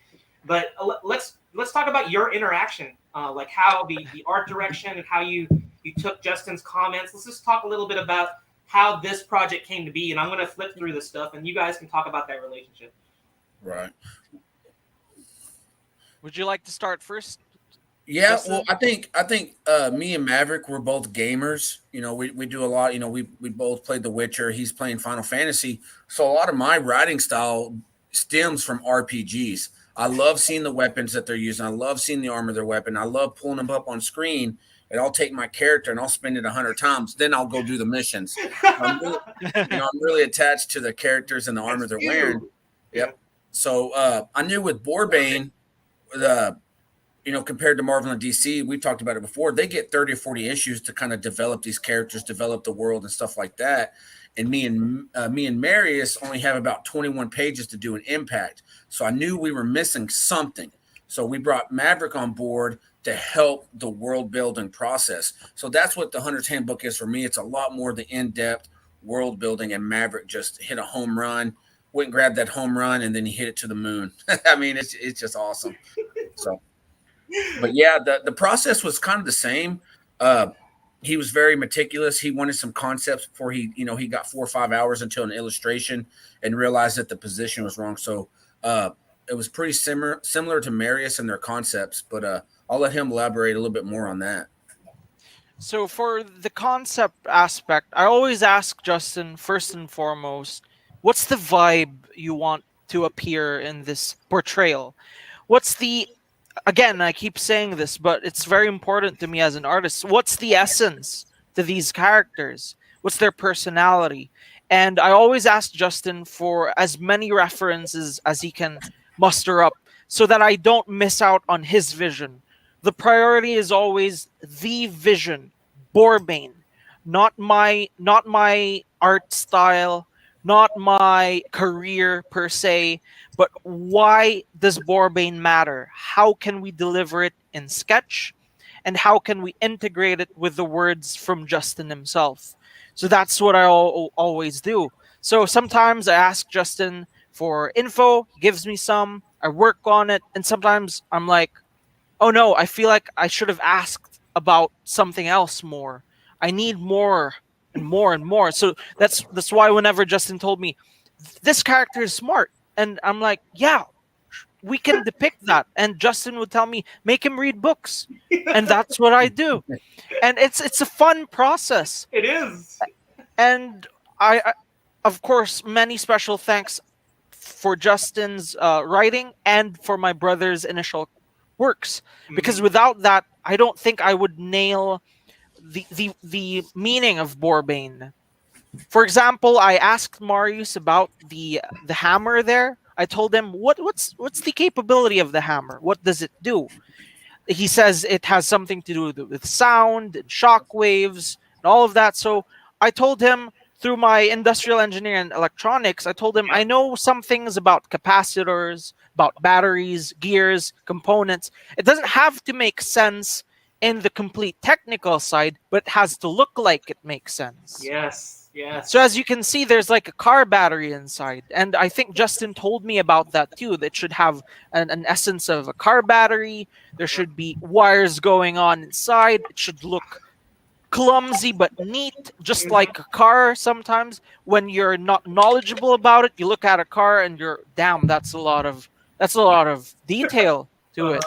I'm So I was clumsy and thinking, neat how as do you well. do that? How do you do that with a hammer? Yeah. So it was tough, definitely tough. But if it weren't for Justin's desire for Boar-Bane to really bloom and Marius's initial concept work, I don't think I would have gone this far ahead into these designs. I have to say that is like the perfect example of a synergistic relationship. You guys just feed off each other, right?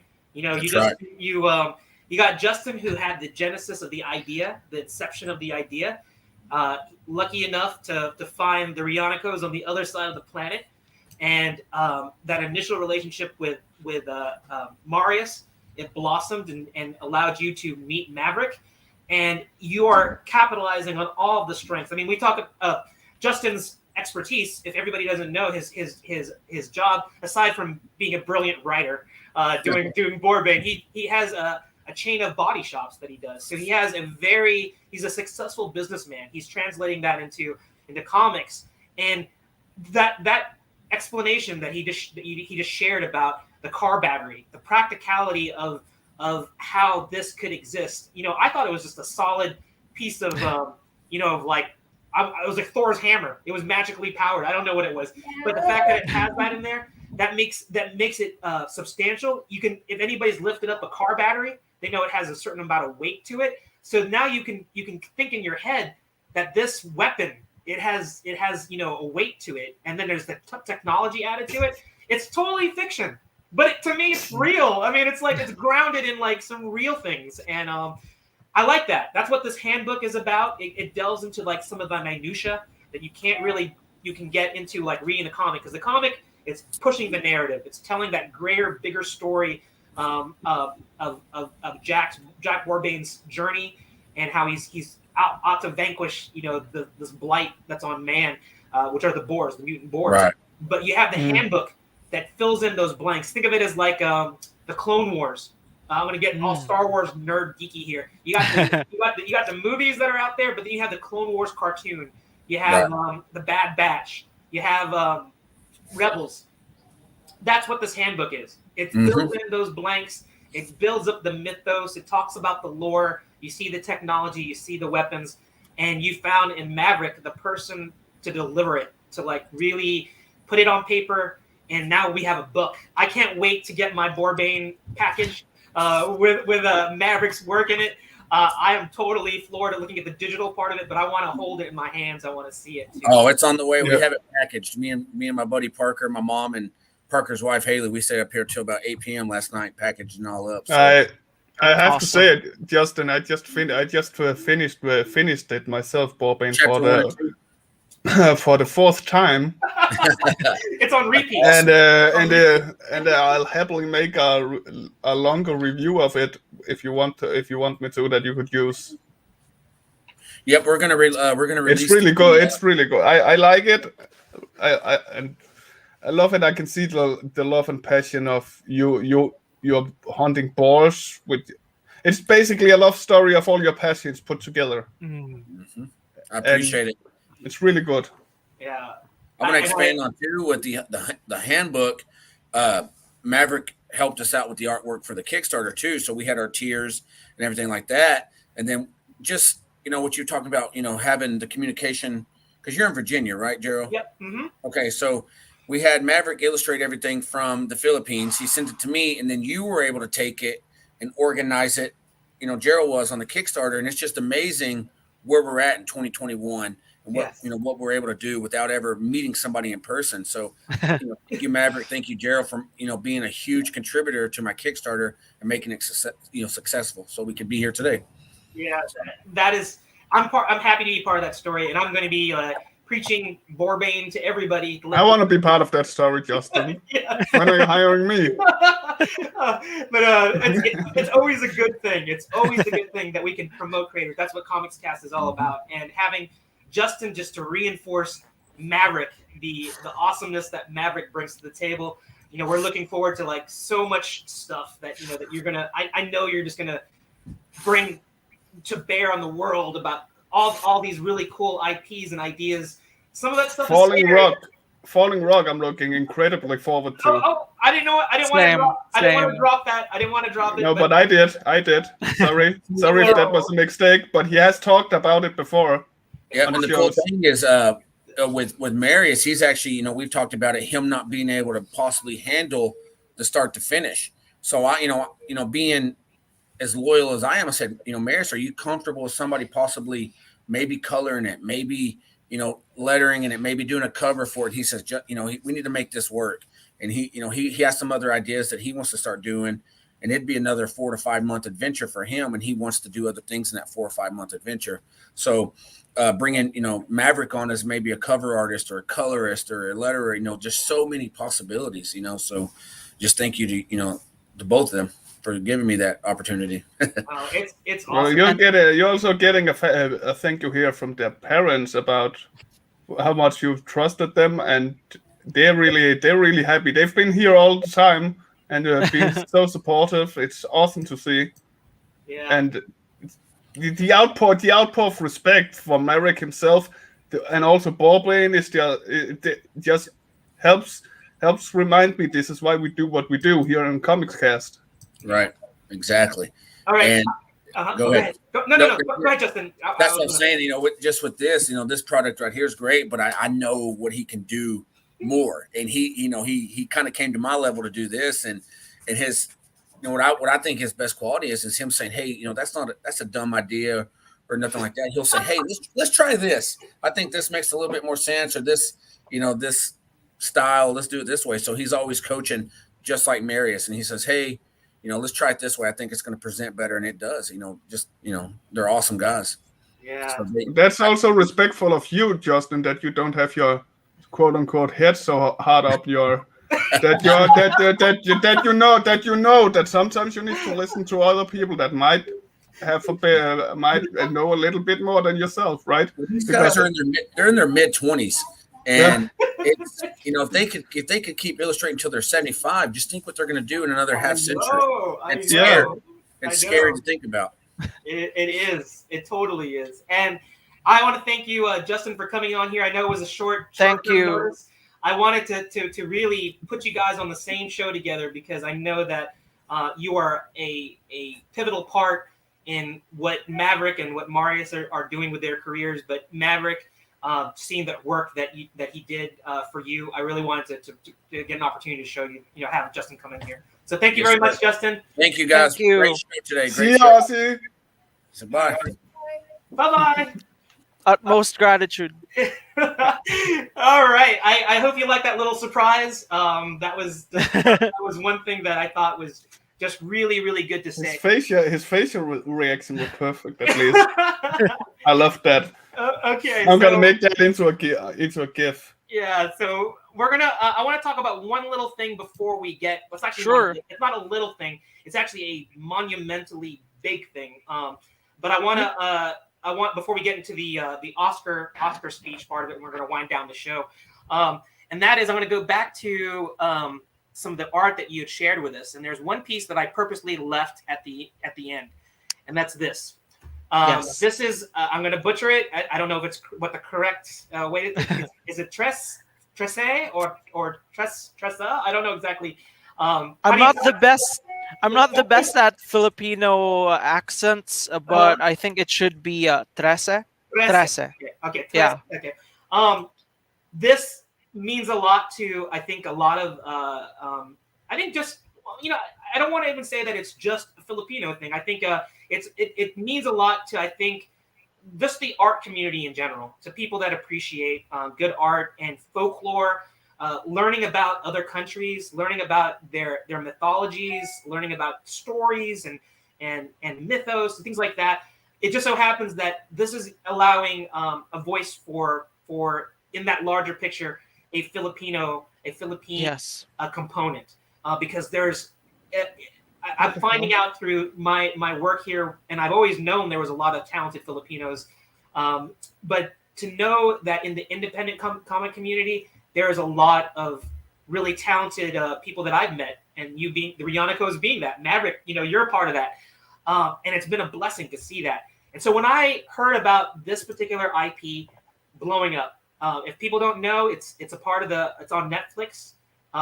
They already had a comic that was successful in the Philippines, and what it focused on, we talked about the supernatural, we talked about hauntings, we talked about possessions and things like that, just things like that. And that's what this story is about. It's not just really nice artwork and stories, but it delves into much deeper things that are uniquely personal to the Philippines.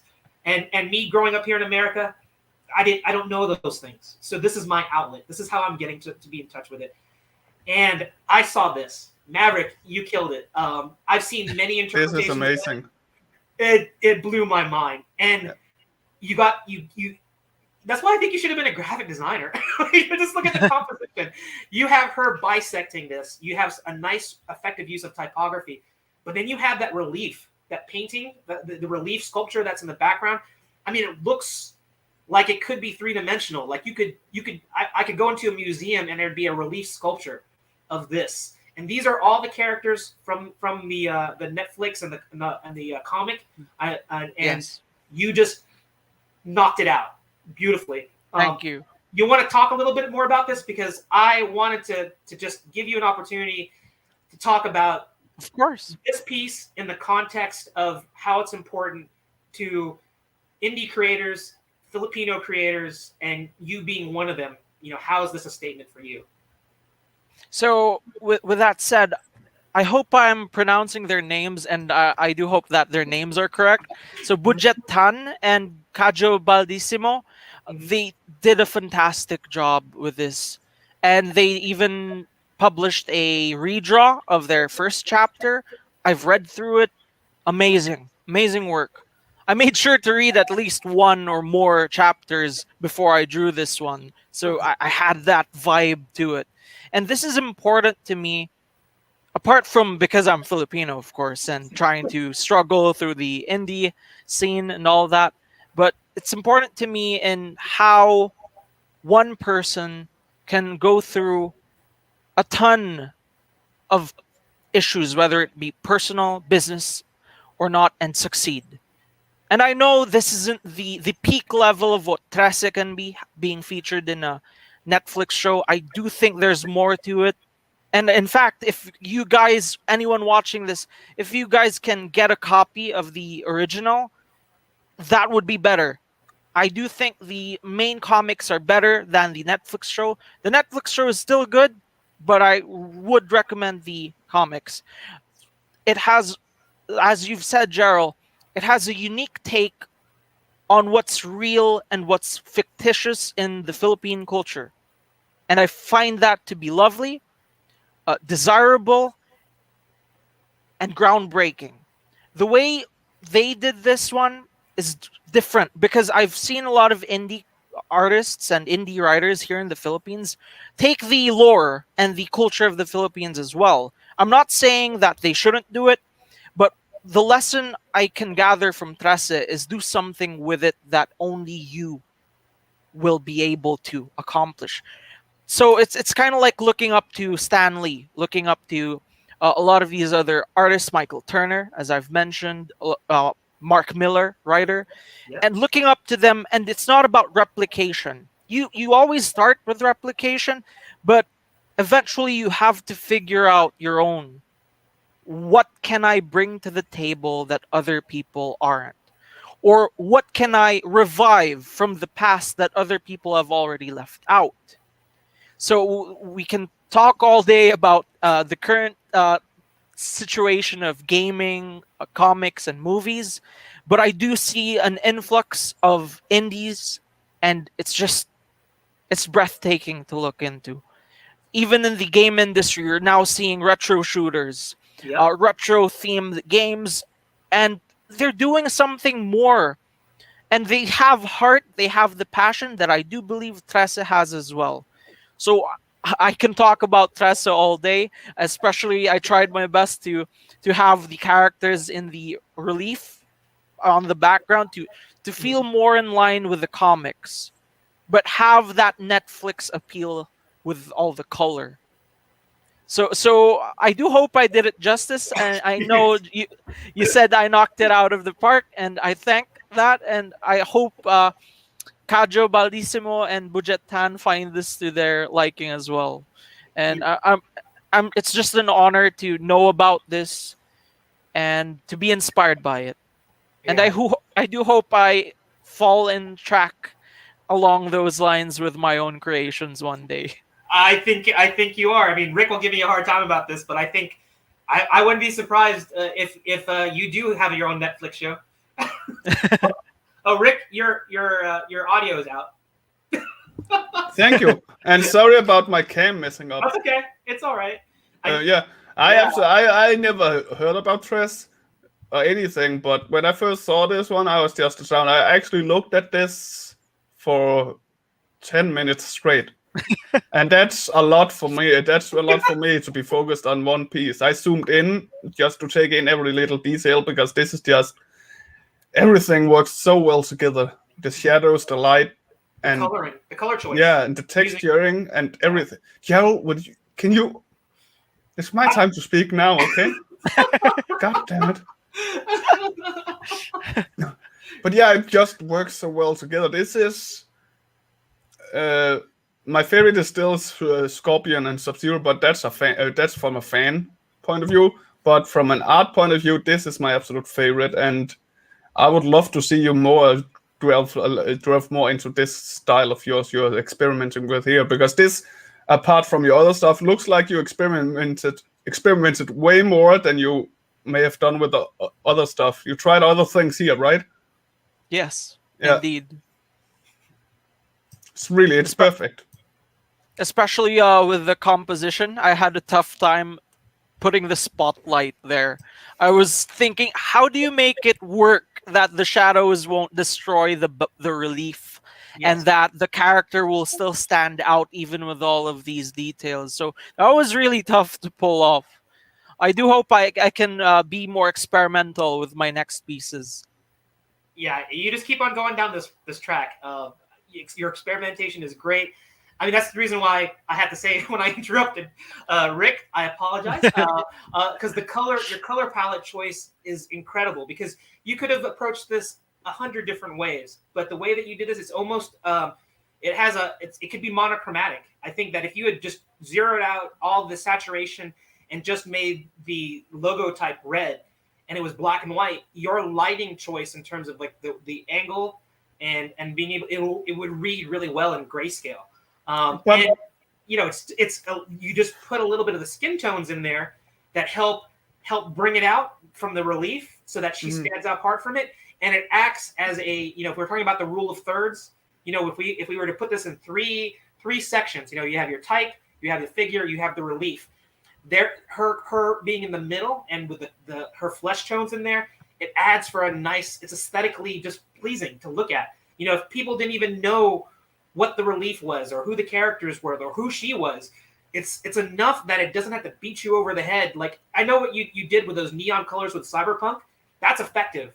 That fits that genre, that look and feel. But this goes to show the diversity or how multi-talented you are. You can take something that's fewer colors or muted, desaturated, and be that effective. Joe is being the timekeeper, Joe. I don't have to this time. I told you on this show. But I completely agree with you, Joe. I mean, this one just stands out, and it shows that he doesn't need those cyberpunk lights to get his composition, composition right. Yeah, Sarah is fighting. Sarah is fighting, Joe. Yes, Sarah. Thank you, Sarah. Yeah, I'm fanboying. I fanboy over all of our guests, and Maverick, you are no exception. I really wanted to highlight this because I know it has special meaning, you know, for me to see this, and it's a theme that with all of the creators that I've met in the Philippines, you know, what they're trying to do and trying to make their voices heard, their art being seen. So it was my pleasure to get this out here for people to see. Because it's fan arting on another level. This is on your YouTube as well, right? Yes. I go to his YouTube, guys. Really, just to see him work way more than you've seen so far is absolutely amazing. You can learn just by watching him. Yeah, and we gave a hint. We gave a preview of that. We did that super time lapse. 1 minute compression of this actual piece that we just showed. So go see a slower version of it. You'll get to see the magic happen. It's wonderful. So yeah, I got that 3-hour warning mark from both Rick and my co-founder Joe. I could probably draw this out for another hour, but I know we gotta go. But you shouldn't. I need sleep. I need sleep and all that. Oh well, it's not about you. I can talk to Maverick. You know, Maverick. It's like 4 a.m. for him. You know, so as long as he's willing to talk, I'll talk. But yes, we have to end the show. So I'm going to do the Oscar. We're going to do the Oscar speech part of it. So we're going to solo you out, Maverick, and just give us your final thoughts. You know, just tell us what you think. Your thank yous, whatever you want. It's all on you. So you have the mic. Okay, so thank you. I'd like to start with my utmost gratitude. I honestly do not want to cry right now, but I really am quite thankful for Comics Cast, Gerald, Rick, Joe, and everyone here for being such a great support system and for inviting me here. It's an honor, a blessing, and I do hope I learn from everything we've talked about today so that I can pursue my dreams in a more holistic manner. And I'm glad to see that my art does have something to say. I sometimes ask myself that. And I hope everyone who's watched today as well have learned something from what we've discussed. And I thank God for the blessings and for the miracles. I guess for some of the coincidences that happened, and for Justin Acosta to be there as one of our first biggest big clients, and that's just really amazing. So, I guess for additional final words, I hope y'all are excited for more of my works. I do plan to branch out with the Twice series, as you've seen. However, since I do not want to be sued by JYP, I'm planning on creating a simpler, slightly simpler redesign on the characters, prioritizing the use of masks and all of that. And I also have a new IP coming up.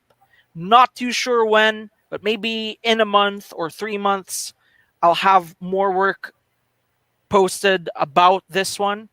And I'm really looking forward to studying more about Berserk and all of that. And I really, really want to have that piece done, because I think Gerald hinted at it earlier in the show, but me and my brother were working on something bigger than all of what I've just said. And that the one with the OCs, the monsters, that's quite closely knit to that world. But that's just the hint. So most of it is still a mystery. All you know is that it's more horror oriented, more hunter, supernatural oriented, but there's a lot more to it. And special thanks goes to one of my favorite horror writers, Lovecraft, because uh, that's one of the things that got me into this as well, and all of the other inspirations. My relatives and friends who have been quite supportive, my parents, and of course my lovely sister back there in Texas. And I wish you all the best of blessings. And I personally don't believe in luck, but I do wish you all the best of luck as well. So there's that. And that's it. I think that's it. Okay. I was waiting for the dramatic pause, and I was like, okay, is he done? But I'm gonna cry. That was the truth. No, Gerald, don't. You're not, I was don't gonna. cry. I love. Shut down voice. Gerald's cam. Yeah, it's great. And your words, they're great. I'm so happy that I met you guys, and Maverick, it was a privilege to showcase you today. You're gonna do big things. You're already doing big things. Thank you. And it's only gonna get larger, and I look forward to it. You are welcome back here anytime, and we No, not anytime. Sundays. Sundays. Only Sundays. And only when Sundays. you don't get Rick put in Facebook jail. Because now Got I it. know the full story about that. But yeah, I look forward to when you can come to the United States too. I hope that when you get here, I can maybe make some arrangements where I can get Rick to come in from Denmark. I can come in from Virginia. We can all meet in Texas and get some Texas barbecue and talk about all the successes that I know that you guys are going to have. So that being said, we're going to close the show out with what we. Oh, Rick, go ahead. Did you want to say something? Okay, I'll also have to say so. I got to learn Marius from the first visit, and me and him, as you probably know, immediately hit it off really greatly because we shared the same interest of our approach of painting. And when I then finally, I think I found you randomly. I didn't even know it was Marius' brother. I found you on YouTube, and then I linked to Marius and say, "Hey, check this guy out." And he's like, "Hey, it's my brother." I'm like, "Whoa, shit, really?" That's how it. Okay, so that's how I became a fan. That's a great story. That's a great story.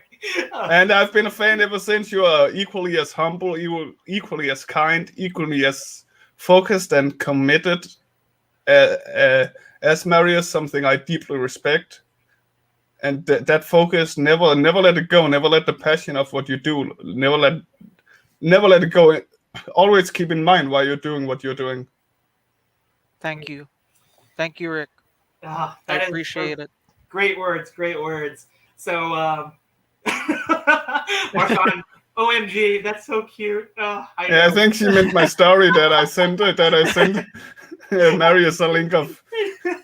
Well, truthfully, Rick sent me it, and I said, "Yeah, this is a good line. You should write. You should definitely say this. This is really good." But I think Rick is for Rick to say that. I've known Rick now for I don't know how many years have we known each other? 4 years. It's 4 years now, and Rick and I have we've grown closer. He won't say anything about that because he likes to keep me on the other side. No, of the we've grown close. I think people here in Comics Cast know that even though I take the quote unquote piss on you a lot, it's also if that I'll be one of the first ones to commend you and defend you if needed. And that's what I like about Rick. When Rick says praise to our guests, you know that it comes from a deep place. He really feels that way about you, and that's great. We really appreciate you.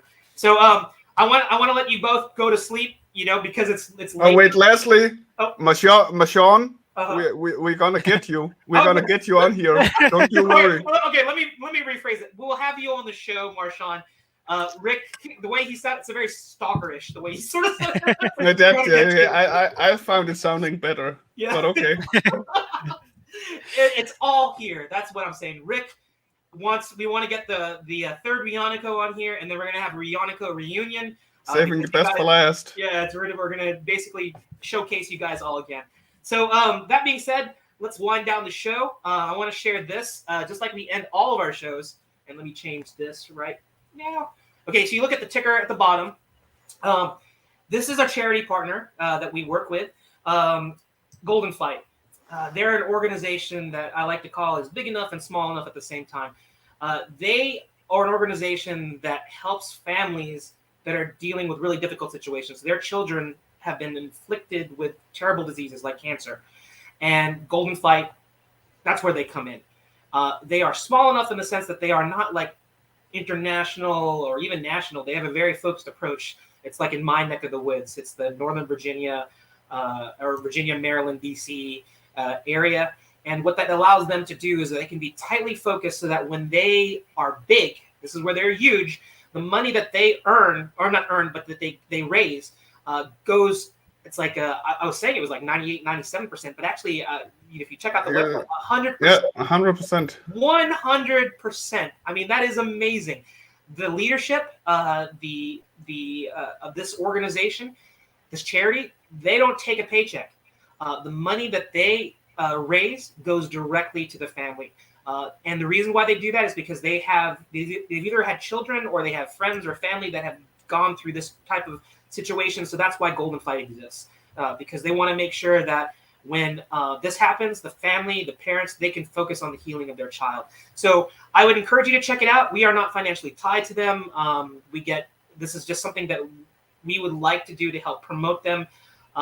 Check them out. And if you would like to contribute to a worthy charity, this is one I would love you to consider. So check out Golden Fight.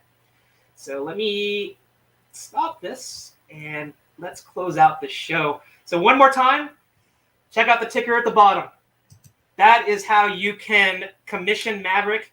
That is how you can find out what he's doing with his OCs, his IP that's going to be coming out, the stuff that he's doing with Boar-Bane, his fan arts, the Cyberpunk Twice K-pop Itsy love that I totally dig. I just looking forward to all of that. So check that out. Make sure that you like, subscribe, follow him, and look forward to getting them on the show again another time. And that's going to be Marshawn. That's going to be Marius. And we have Maverick today. So you know what? I need to make a special show called Battle of the Reonicos. And have them draw battle it out. Yeah. Who's the best Reonico? Let's go. It sounds like Game of Thrones. It's like House Reonico. But anyway, thank you for watching the show. Check us out next Sunday. We'll have yet another Let It Out with another fantastic guest. But today is all about Maverick.